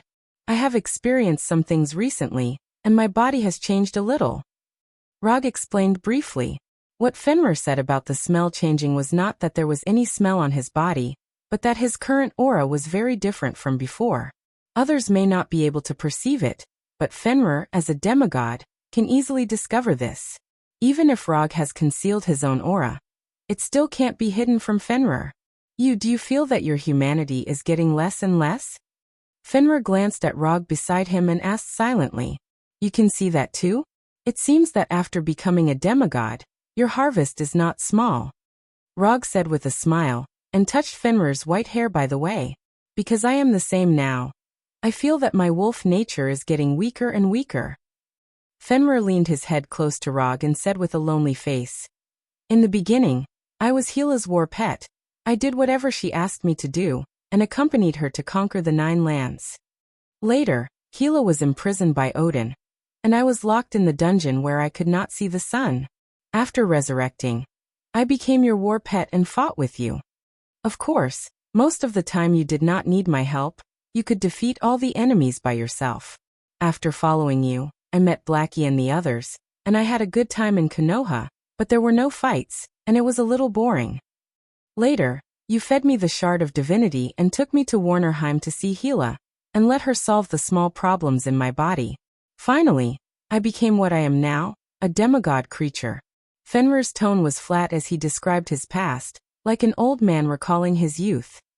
But after becoming a demigod creature, you feel that everything has changed. You seem to have lost interest in everything, and you even like to recall the past life more and more, right? Rog said while stroking Fenrir. Yes, Hela told me that this is because I already have divinity. But I still feel that the days before when I was heartless and only needed to fight and live according to the master's orders were more pleasant. Speaking of this, Fenrir's tone became more lonely.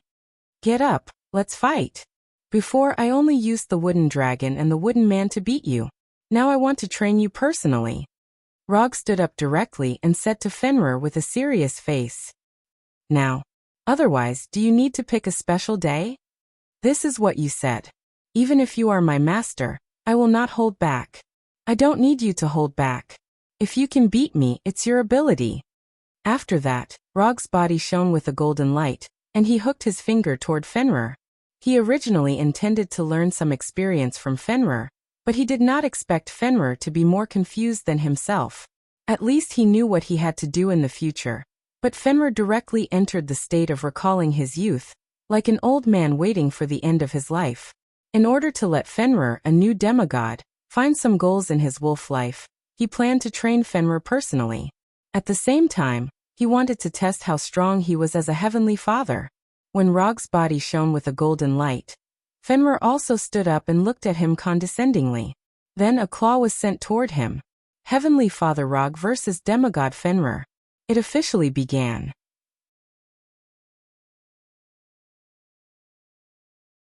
Chapter 651. Fenrir became whiter and stronger. But in front of Rog, who ate the chakra fruit, it was still not enough. Although Fenrir had worked very hard, and even used all his strength, the result still did not change. More than 10 minutes later, Fenrir was lying on the ground on the top of the mountain, which had collapsed beyond recognition. It stretched out its red tongue and gasped for air. In terms of time, Fenrir's performance this time was already very good. After all, Rog was now a godfather. But the problem was that in the process of fighting with Fenrir, Rog didn't use a heavy hand, and he didn't even release ninjutsu. He only relied on his current unreasonably strong body and his own close combat skills to completely beat Fenrir to the ground. It was not particularly easy for him to defeat Fenrir, who was already a demigod creature, by relying only on physical strength. Although Fenrir's body was a bit big, his agility and speed were not bad. Several times, Rog's arm was almost bitten off by Fenrir.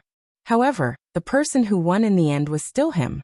When Fenrir was lying on the ground to recover his strength, Rog did not hesitate to lie directly on Fenrir's body, calming his somewhat chaotic breath. Although Rog fought with Fenrir in order to let Fenrir find the goal of wolf life. But he had to say that after venting on Fenrir, he also regained some of his previous feelings. He regained the pleasure of enjoying the battle and defeating the enemy. Are you hungry? After lying on Fenrir for more than 10 minutes, Rog suddenly said, I'm not hungry. Although the battle just now was fierce, for Fenrir, who was already a demigod, he didn't need to eat to replenish his strength. I'm not hungry, but I just want to eat something now. Do you want to join me? After hearing Rog's words, Fenrir looked at him with a look of caring for a retard. After more than 10 seconds of silence, Fenrir slowly opened his mouth and said, Do you think my body type is suitable to go out and eat with you? What's wrong with that? You're the guardian of the werewolves. If you want to eat, who would dare to stop you? Speaking of which, I don't think we've ever had a meal together. Rog recalled his previous interactions with Fenrir, but he couldn't find any memories of them having a meal together. Strictly speaking, there has been one. When you asked me to pretend to be your ancestor, we had barbecue together at Konoha's headquarters. Fenrir recalled and said. That time doesn't count. That barbecue wasn't very serious. Let's go, let's taste the werewolf's cooking. After that, Rog rode on Fenrir's back and patted his head. Fenrir sighed helplessly, stood up, and carried Rog to the nearest werewolf city. Tens of minutes later, a city with a werewolf aesthetic appeared in front of them. Although they were all built with reinforced concrete, the style of the city was completely different from that of other countries. Wild. This city had a wild nature that other cities didn't have. The arrival of Rog and Fenrir quickly attracted the attention of the werewolves in the city. After explaining the purpose of their visit to the werewolves in front of them, they soon had an exclusive box, as well as a bunch of chefs and waiters. Although werewolves were not ordinary humans, their cooking methods were similar to humans. If there was a difference, it was that the werewolf's diet was mainly meat. In other words, it was all meat. For this meal, Rog and Fenrir ate for a long time. 2 hours later, they left the city under the gaze of the werewolves. Well, that's it for today. I'll come to you next time when I have time. After summoning the silver surfboard in front of him, Rog opened the portal to Kamartaj and disappeared with the surfboard in front of Fenrir. After Rog walked into the portal, Fenrir wanted to say something, but in the end, he didn't say anything. Kamartaj was still the same, there was no change. A sorcerer practicing spells, a sorcerer reading a book, a sorcerer basking in the sun. After taking a look at these sorcerers, Rog walked towards the hall that had not changed for thousands of years. As before, Ancient One was still sitting in the fixed position, brewing the fixed honey tea, and shaking the folding fan that never left his side. Teacher. After saying hello to Ancient One, Rog let the silver surfboard float aside and sat opposite Ancient One. Ancient One first glanced at the floating silver surfboard, and then set his eyes on Rog. It seems that you have also taken that step. Ancient One said it very euphemistically, but Rog knew that she was talking about him becoming a divine father. Yes, this is something that was decided early on. While talking, Rog picked up the teapot on the table and poured a cup for Ancient One, and then poured a cup for himself. Looking at you, you should have encountered that problem too. Tell me about it. It's easier to talk to smart people, and you don't need to start a topic at all. After taking a sip of the honey tea that had not changed at all, Rog told Ancient One about the change in his mentality after becoming a divine father. After listening to Rog's story, Ancient One did not answer his question directly, but looked at him very seriously. Just when Rog was a little scared by Ancient One finally spoke. You can only find the answer to this question by yourself. If you can't find it, you can go to the multiverse and have a look. Rog didn't expect that the suggestion given by Ancient One would actually be this. Go to the multiverse and have a look? This may be difficult for others. But for Rog, especially for him who has studied magic in Kamartaj, it's not very difficult. And what Ancient One said about going to the multiverse and having a look was definitely not to let him go to other universes, but to let his soul feel the multiverse. Simply put, it's strange out-of-body experience of the multiverse. Will this be useful? It's not that Rog doesn't believe in Ancient One, it's just that he doesn't think this experience will help his mentality. Yes, Ancient One answered with a serious face. Okay, then I'll give it a try. Although he instinctively felt that this method would not work, but since Ancient One said so, there is no loss in trying it.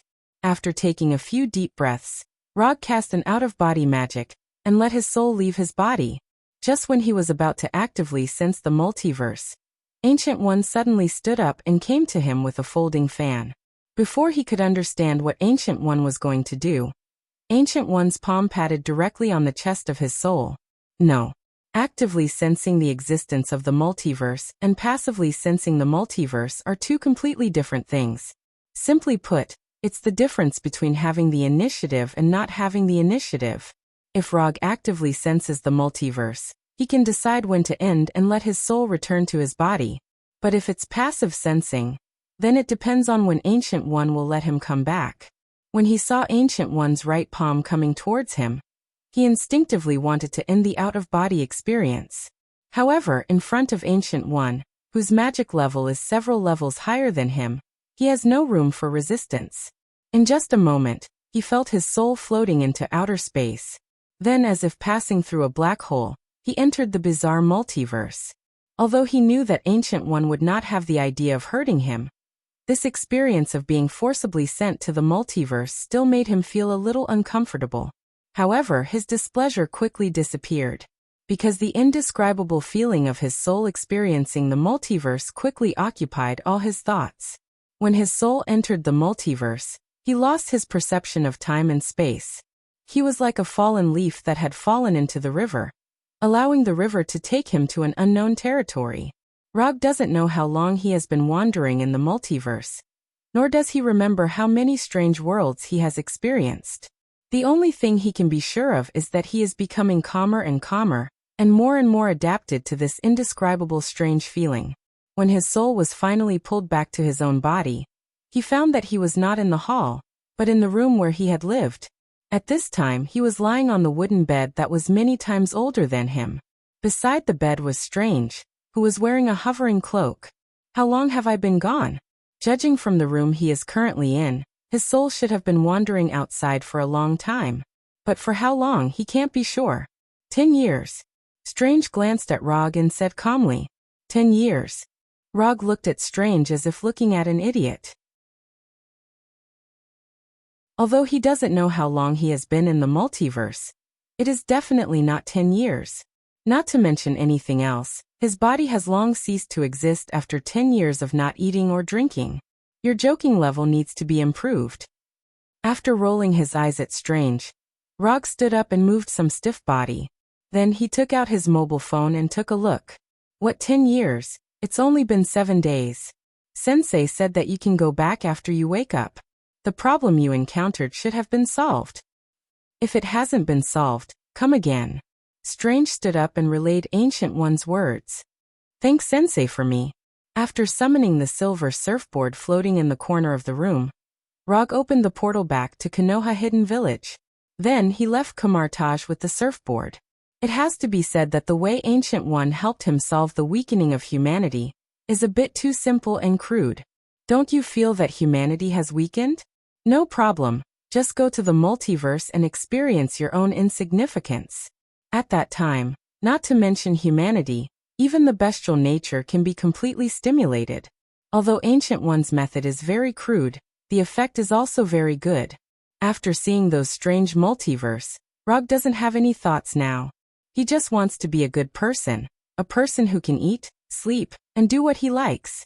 After returning to Konoha Hidden Village with the surfboard, Rog came to the top of the Hokage building and looked at the entire Konoha Hidden Village. This is my village, this is my planet, this is my... Thinking of this, Rog switched Sharingan to Byakugan and looked at Hinata, who was working hard in the laboratory. Very good. This kind of life is very good. If it weren't for the agreement with Thanos and the fact that he couldn't find Thanos now, Rog would have directly cancelled the ultimate battle. In fact, there is nothing to fight about. It's not like Thanos didn't lose to him. Winning once is a win. Winning twice is also a win. Although that time Thanos lost its last resistance because of the backlash from the Power Gem, it was because of the backlash from the Power Gem. But even if there was no backlash from the Power Gem, the one who lost in the end must be Thanos. As for Thanos wanting to destroy half of the life in the universe, this is also easy to solve. Just give Thanos a few books on the sustainable development of Sanya family and family planning. There are many ways to solve the problem of too many people resulting in insufficient resources. Why do you have to use the most crude and ineffective one? With the reproduction rate of human beings and other intelligent creatures, eliminating half of the life in the universe at once is not a solution to the problem at all. It's just pushing the time of the problem back. After despising Thanos' approach, Rog and the Flying Thunder God came to Hinata's laboratory.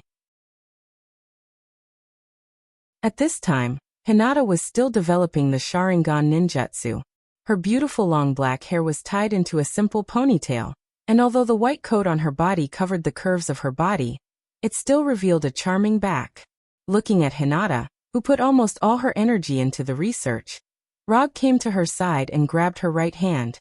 Don't study it, give yourself a vacation. After that, Rog didn't wait for Hinata to answer, and the Flying Thunder God took Hinata back to the Hokage's residence. What do you want to eat tonight? Chinese, French, or Italian? While talking, Rog picked up the kitchen apron and skillfully put it on. Chinese food. Okay, Miss Hinata, the Chinese food you want will be delivered to you right away. Opening the refrigerator and taking a look, Rog began to make the only home-cooked dishes he knew. Hinata, on the other hand, sat at the dining table and looked at his back with a gentle face. Early the next morning, Hinata wanted to return to the laboratory to continue the experiment, but before she could get up, she was pulled back to bed by Rog. You're on vacation now, so you don't have to go to the laboratory. After being sent to the multiverse by Ancient One for a week, Rog's mentality changed a lot. Whether it's strength or power, it's not the most important thing. What's important is the person he wants to protect. As for the rest, he doesn't care. Isn't there a decisive battle between you and Thanos? Hinata leaned on Rog's shoulder and asked softly. Don't worry about him. Even if it's me now, I can still beat him down. It doesn't matter if I have those ninjutsu or not. If he really becomes stronger than me, then I'll stand him up and let him fight with Ancient One.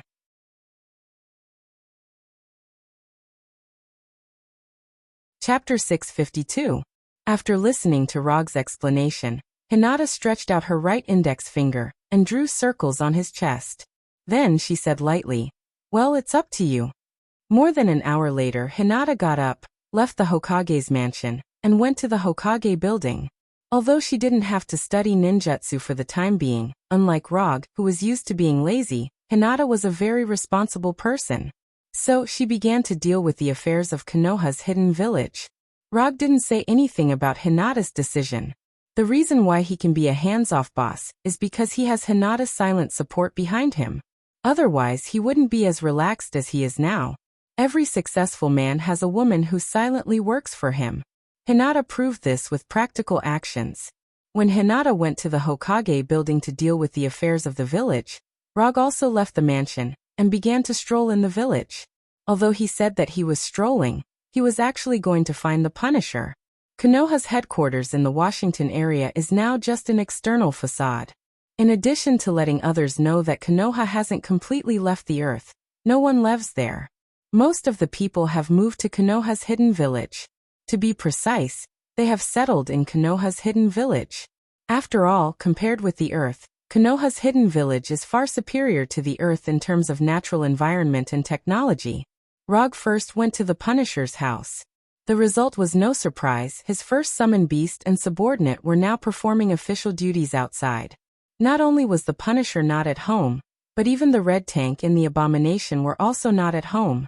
Except for him, it seems that everyone is busy building Konoha's hidden village. Even Walter now has a job of his own.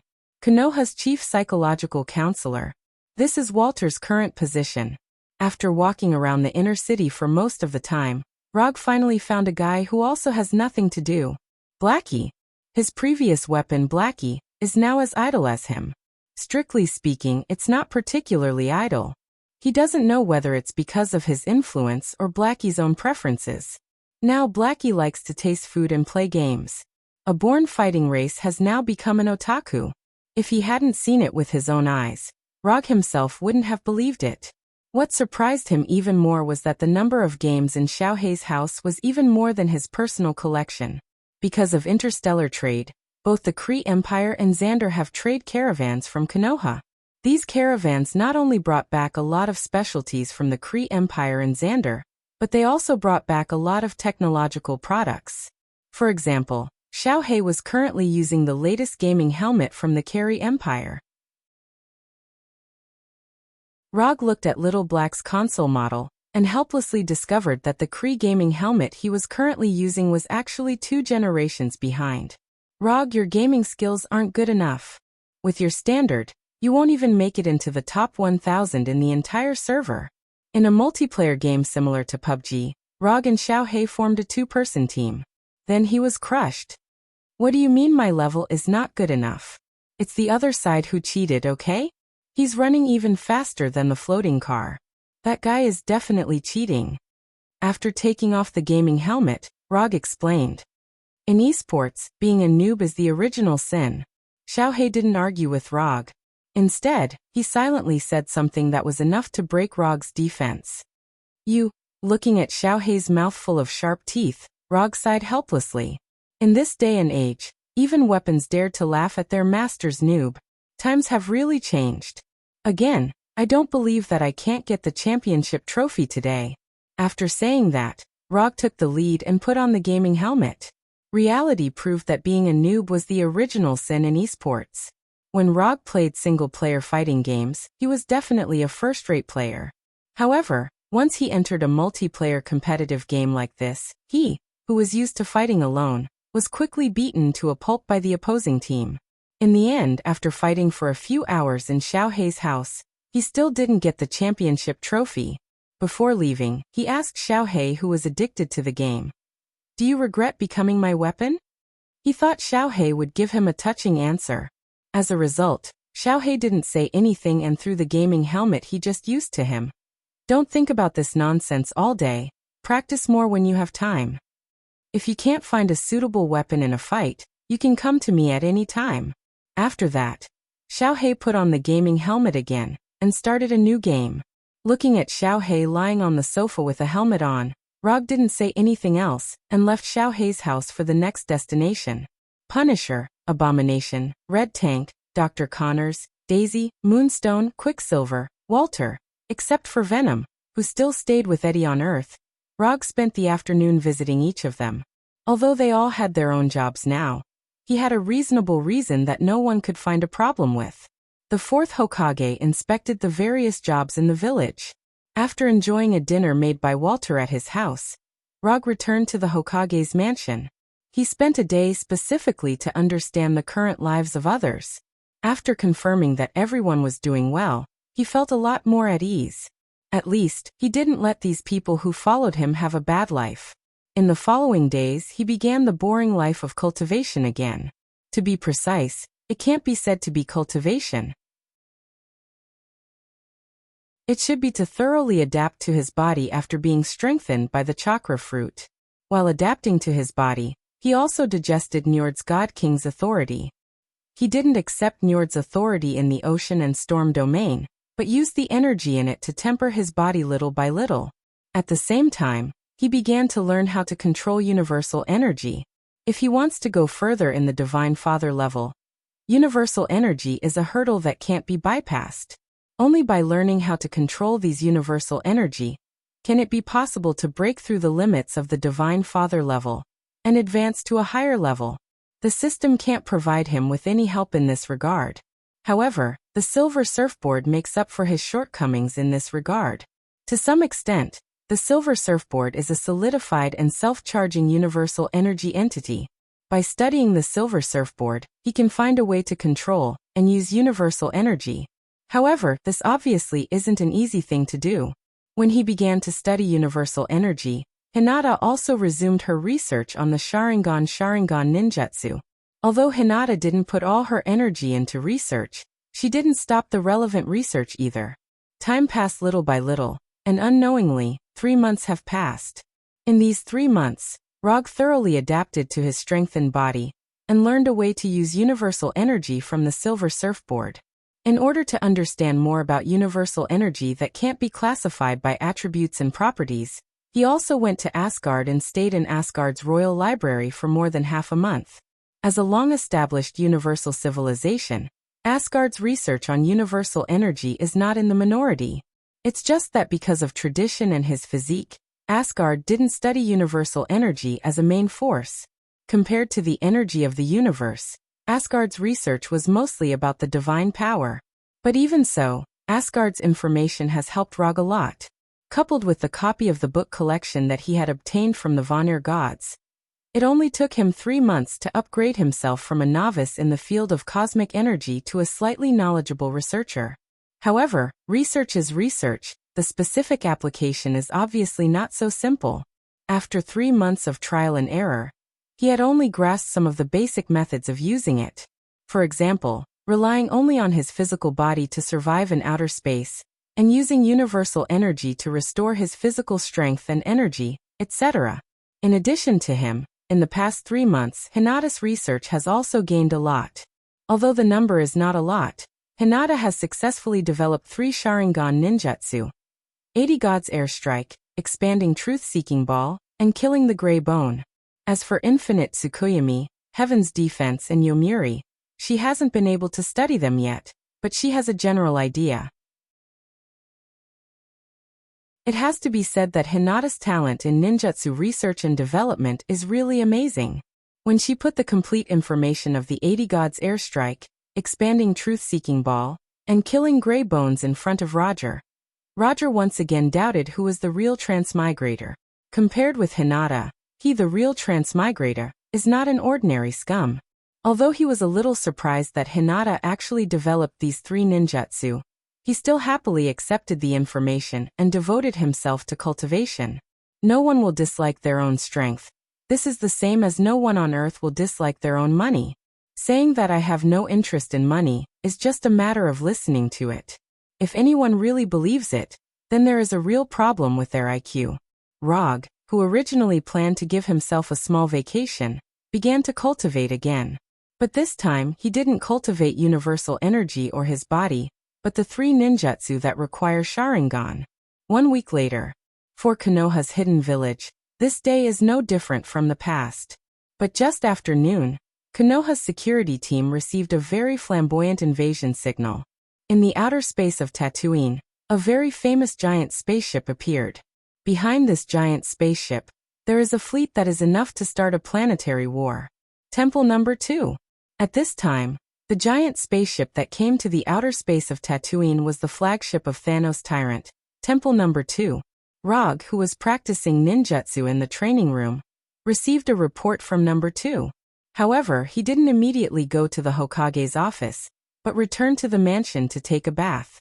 Then he changed into clean clothes and put on the Haori of the 4th Hokage, and the Flying Thunder God came to the Hokage's office. When he came to the office, the Punishers and others who hold important positions in Konoha were already there, silently waiting for his arrival. Rog glanced at the Punishers, motioned them to sit down, and then said to number 2, "Number 2, tell me the current situation." Temple number 2 is approaching the planet at full speed, and is expected to arrive in 10 minutes. It has been confirmed that it is Thanos Tyrant's Temple number 2, and the fleet behind it is Thanos Tyrant's Vanguard Guard Corps. The other party is maintaining silence and has not responded to any messages. Number 2 quickly reported the current situation and projected the fleet behind number 2 Temple. Regarding the sudden arrival of Temple number 2, the Punishers and others were not surprised. Although not many people knew about the battle between Rog and Thanos Tyrant on Titan, the battle between him and Thanos Tyrant on planet Haza of the Kari Empire was actively publicized by the Kari Empire. Now, the entire universe was spreading rumors that he was not on good terms with Thanos Tyrant. The content of the rumors mainly focused on 2 aspects. The first was that he stole Thanos Tyrant's power gem. The second was that he stole Thanos Tyrant's daughter, Gamora. Yes, that's right, except for the Punishers, Gila, Supreme Wisdom, and a few other people who knew about it, the entire universe thought that he stole Gamora. In fact, after sending Gamora to Titan Star, he had never seen her again. Not to mention Gamora, he had not even seen the Milky Way awkward dance troupe for a long time. Of course, he didn't specifically explain anything. What other people like to think is their business, and he can't control other people's thoughts. And from the general gossip mentality, people are more willing to believe that he stole Gamora. Even if this thing seems a bit unreasonable, it doesn't affect the spread of this message. What do you think? Looking at Temple number 2 projected by number 2, Rog said to the Punishers and others, "Judging from the current situation, it does look like Thanos Tyrant is leading a fleet to attack Konoha. But Rog feels that things are not that simple. Although Thanos Tyrant is not a good person, he is a very trustworthy person. There are still more than 2 months before their agreed date of the decisive battle. Even if Thanos Tyrant really wants to attack Konoha, now is not the time. There is only one situation that will make Thanos Tyrant make this decision. That is, he thinks that Rog is dead. Only in this way will he be able to lead the fleet to attack Konoha before the agreed time is up. And before the battle with Rog is over, the outcome will be decided. The other party is coming with bad intentions. I suggest that we fight Thanos Tyrant's fleet in outer space to avoid damage to the village as much as possible. After more than 10 seconds of silence, the Punishers took the lead and said.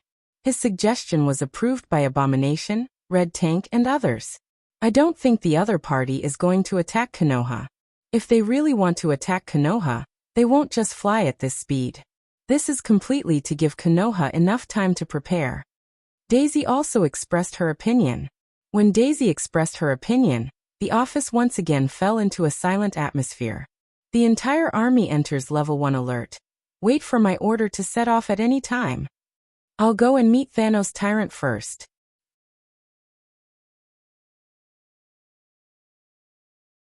Chapter 653. After that, Rog's body shone with a brilliant aurora-like light. Quantum transmission. The next second, his figure disappeared in front of the Punisher and others and appeared above Konoha's hidden village. Just as he was about to fall under the influence of gravity, the silver surfboard flew out from Konoha's hidden village and quickly came to his feet. Rog now has mastered a lot of flying abilities. Whether it is using ninjutsu or magic, he can fly at will. But the most suitable one for him now is the silver surfboard that originally belonged to the Silver Shadow Man. The silver surfboard can take the Silver Shadow Man across the universe. Whether it is speed or reliability, there is no need to worry. Rog, standing on the silver surfboard, drew an arc in the air and flew toward the Temple 2 in outer space. After entering the atmosphere, a golden chakra emerged from his body. Although he can now use cosmic energy to cross the universe, the visual effects are still necessary. That's right, the golden chakra released by him now is purely to add some visual effects to himself. When he just flew out of Tatooine's atmosphere, the explorers on the Temple 2 sensed his existence, and the muzzles on the spacecraft pointed in his direction. But until he reached the second temple, these cannons didn't fire a single cannonball or energy beam. Looking at the hill-like Temple 2 in front of him, Rog did not speak. His current body can directly adapt to the vacuum environment and cosmic radiation, but this does not mean that he can transmit his voice in the airless space. Thanos, I'm coming. In the end, he chose to use magic to solve this problem. He directly transmitted his words to the mind of every creature in the Temple 2 through spiritual magic. Not long after he finished speaking, the Temple 2 opened the entrance passage under the hull. When the Temple 2 took the initiative to open the passage, Rog did not hesitate and flew directly into the passage. A few minutes later, he came to the main control room of the Temple 2 on the silver surfboard. General Deathblade, Nebula, Ebony Throat, Supergiant, Black Dwarf, Thanos Overlord's 5 strongest underlings, the 5 Black Radiant Generals, were all in the main control room. In addition to the Dark 5 Generals, he also saw another adopted daughter of Thanos, Gamera's sister, Nebula. Where is Thanos? Although he was alone and in the second temple, he did not show the slightest fear. On the surface, it looked like he was trapped in the enemy camp. But in reality, even if the 5 generals of Black Radiance, Nebula, and the others worked together, they were still no match for him. Master is waiting for you on Titan Star. Ebony Throat, who had the ability to teleport objects and acted as the brains of the 5 generals of Black Radiance, stepped forward and spoke in a neither servile nor overbearing manner. Was it your idea to lead the army to Tatooine? Or was it Thanos' idea? Rog asked coldly as he looked at the ebony throat in front of him, which did not conform to the aesthetic standards of the people on Earth at all. The army was pressing down on the border, and they were still maintaining a state of silence. No matter who saw it, this was a blatant provocation of force. It's Master's will. Ebony Throat continued. Explain it, or I don't mind having a warm-up battle before going to Titan Star. Only Rog dared to say such words at this time. Even Ronin, the controller, or Nova Supreme, in the Second Temple, did not dare to be so arrogant in front of the 5 generals of Black Radiance. Master said that if you win, the entire fleet will be yours, and we will also become your subordinates. If you lose, Master wants your Konoha hidden village. Ebony Throat said calmly, not caring about the fact that Thanos took them as a bet. Interesting, this is to add some stakes to the duel. Rog smiled and shook his head, then said to Ebony Throat and the others, I accept this bet. But you can't continue to move forward, otherwise, I will let Konoha's fleet destroy you directly. In addition, I will give you a small suggestion. You can now call me Master in advance. After that, Rog left the main control room without looking back. At the same time, he took out the communicator on his body and issued a new order to Konoha's troops. The content of the order was very simple. That is, if Thanos' fleet continues to move forward, don't hold back and destroy it directly. After doing all this, he opened the portal to Titan Star. As his right hand drew a circle, the portal shining with golden sparks appeared in front of him. On the other side of the portal was the battlefield where he fought with Thanos. To be precise, it was the area where he killed Thanos. After coming out of the portal, he saw the fully armed Thanos. As soon as the portal was formed, Rog knew that Thanos had gotten rid of the state of Edo Tensei. Sure enough, when he came out of the portal, he saw the living Thanos. The huge double-edged sword was inserted in the ground, he was wearing a full set of armor, and the helmet was hanging casually on the sword. Slayer Overlord, who had been completely revived, sat on the broken stone pillar with a golden blade. You came early. After passing through the portal, Rog walked down from the surfboard and asked Thanos. I can only maintain this state for a week, and I can't come at the agreed time. Thanos was still sitting on the stone pillar and answered calmly. You actually found death. Not bad. There are not many people in the universe who can resurrect Thanos perfectly. Among them, the most likely one to help Thanos is Death, one of the 5 gods of creation. This is one of the reasons why Rog asked Thanos to find Death. I found it, but it's a little different from what I imagined. After that, Thanos stood up, took the helmet off the double-edged sword, and solemnly put it on. When he pulled out the double-edged sword inserted in the ground, he said something that Rog didn't expect. She is also very interested in you and made a deal with me. What deal? If I kill you, she will resurrect me completely. Although he said that he wanted to kill himself, Rog didn't feel any killing intent from him. So that's how it is. Then let me see how strong you are after making a deal with Death. As soon as his voice fell, the chakra on Rog's body surged wildly. QB mode. In an instant, his whole body became like a golden light, and the Haori on his body also became a form of energy. Black magatama and spiral patterns also appeared on his chest and shoulders. After reaching a complete agreement with QB, with 9 luminaries, he could already perform the perfect QB mode smoothly. When Rog entered the QB mode, Thanos did not hesitate and directly waved the double-edged sword towards him. Super Jade Rasengan. Facing Thanos, who was like a cannonball, Rog raised his hand and released a Super Jade Rasengan. Because chakra has become a golden chakra, the Super Jade Rasengan he used at this time was like a golden sun that hit Thanos. Boom! The double-edged sword and the Super Jade Rasengan collided fiercely. A terrifying explosion rang out. As soon as the blast of the explosion rose, Rog and Thanos launched the second wave of attacks. For others, the power of this explosion may be life-threatening. But for them, this explosion didn't even have the qualifications to make them shake their bodies. Clang, clang, clang. While launching the second wave of attacks, Rog summoned the Kusanagi sword and competed with Thanos by swordsmanship and close combat. Although the double-edged sword was amazing in size, in the hands of Thanos, the double-edged sword seemed to have no weight, and it was flexible as if it violated the laws of physics. However, Rog, who was waving the Kusanagi sword, was not bad either. If Thanos' fighting style was a wild fighting style, then Rog's fighting style was a perfect combination of skills and speed. Although the fighting styles of the two were different. However, relying on their powerful bodies, they fought a dazzling battle. In the process of fighting, Rog found that Thanos' already terrifying body, after experiencing death and resurrection, had a surprising change. The previous Thanos, more or less, had some shortcomings in speed and flexibility, but now, he was a hexagonal warrior with full attributes. The size of his body did not affect his movements and agility. If he didn't eat the chakra fruit, Rog really didn't have much confidence to compete with Thanos in close combat.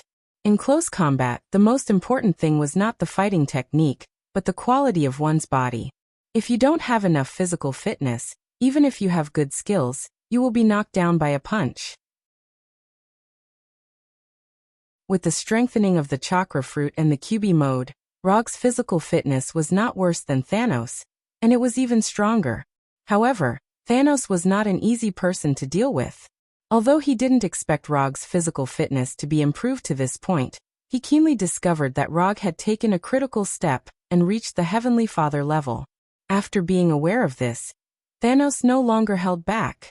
He waved his double-edged sword and shouted, "Boom!"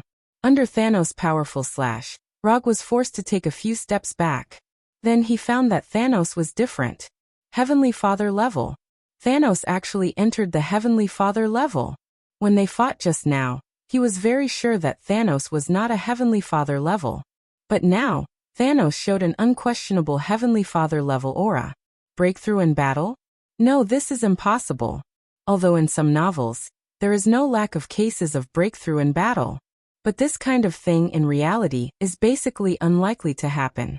Promotion from one level to another is not as simple as eating and drinking. Even Rog himself took a few months to get used to his new power after his breakthrough. If someone really did break through in the middle of a battle, then the most likely outcome was that the lucky person would die in the hands of the enemy because he or she was unable to control the sudden increase in power in his or her body. Fighting seems to be a barbaric technique, but in fact it is a very scientific technique. The strength, speed, angle, frequency of the attack. If you can't perfectly control your power, let alone killing the enemy, even whether you can survive is a problem. You've changed, you actually learned to hold back in battle. After being forced to retreat, Rog did not continue to attack Thanos, and said to Thanos, who was already a Heavenly Father level, "As long as you can win, the means are not important." Slayer Lord answered calmly. In the past he really disdained to play these means, but after fighting with Rog once, his mentality has undergone some subtle changes. He didn't use means before because he had the strength to crush the enemy. But now it's different. Rog is not an existence that can be crushed by him. Under such circumstances, it's not incomprehensible for him to use some tactics of pretending to be a pig to eat a tiger. Since you've already shown your trump card, then I'll show mine too. After saying that, Rog inserted the Kusanagi sword in his hand into the ground obliquely, and put on a bare-handed fighting posture. 80 Gods Airstrike. Shaking the sky with immortal Tao, attacking and defending in one, a merciless fist. Under the gaze of Thanos, a golden chakra appeared in Rog's palm. In the next second, countless fists formed by the ultimate chakra emerged in an instant, and attacked Thanos like a meteor shower. Boom.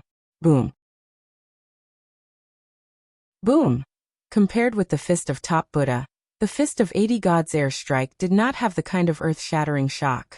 But in terms of power, the power of 80 Gods Airstrike was no worse than Top Buddha. Compared with Top Buddha, where the number of fists was limited, 80 Gods Airstrike could be released continuously as long as there was enough chakra. In the face of these endless chakra fists, Thanos did not dodge, nor did he retreat. Like an invincible general who did not retreat in the face of the charge of thousands of troops, he stood in place and waved the double-edged sword in his hand. He wanted to resist Rog's 80 Gods Airstrike. After the last battle, Thanos had determined that his energy attack was far inferior to Rog. In that case, he would use his best method to fight against Rog. 80 Gods Airstrike continued to attack Thanos. Thanos also fought with the double-edged sword in his hand, trying his best to resist the 80 Gods Airstrike. Although the power of 80 Gods Airstrike was earth-shattering, Thanos at this time was still a Heavenly Father level. Although the resistance was a bit difficult, Thanos finally blocked all the chakra fists. As the price, the double-edged sword in his hand and the armor on his body were completely shattered by the 80 Gods Airstrike. You are very. After resisting Rog's 80 Gods Airstrike, Thanos was just about to say something when he saw Rog's right hand raised high. A huge black ball like a black hole appeared in his hand. Inflated truth-seeking jade. Rog was not interested in explaining to Thanos what the inflated truth-seeking jade was. After this huge truth-seeking jade was formed, he did not hesitate. His legs suddenly exerted force and directly attacked Thanos. It could obliterate all properties, turn the world into nothingness, and it was also the starting point of a new space. The inflated truth-seeking jade could devour all types of energy and hide the power to turn the world into nothingness. In terms of power, the inflated truth-seeking jade was his strongest single-target attack skill. Even the Bijadama launched by the complete-tailed beast form could not be compared with the inflated truth-seeking jade. Rog did not intend to let the decisive battle become a protracted battle. From the moment he entered the nine-tailed mode, he was ready to end the battle quickly. And this inflated truth-seeking jade was the final killing move he prepared for this battle. Looking at the inflated truth-seeking jade getting closer and closer to him, Thanos still had no intention of retreating. Since he started fighting, he had never taken a step back. Not in the past and not now either. When the inflated truth-seeking jade came in front of him, Thanos clenched his right fist and threw the strongest punch in his life. Boom. When everything returned to calm, Rog removed the nine-tailed mode and came to the huge pit that seemed to go straight to hell. He won, and there was no suspense. Although Thanos threw the strongest punch at the last moment, in front of the inflated truth-seeking jade, the outcome would not change. After standing in front of this huge pit and staring at it for a few minutes, he opened the portal back to Konoha's hidden village. Although Thanos died under the inflated truth-seeking jade, he didn't know why, but he always had a hunch that he would see this guy with the title of Crazy Titan in the future. Forget it, don't think about it. Let's talk about the future later. After summoning back the silver surfboard that only played the role of transportation, he looked back at the Titan star that was gradually dying. Then, without looking back, he walked into the portal and returned to Konoha's hidden village. You're tuning into the Echoes of the Heart YouTube channel. Don't forget to subscribe and join us on this journey to catch the most captivating stories.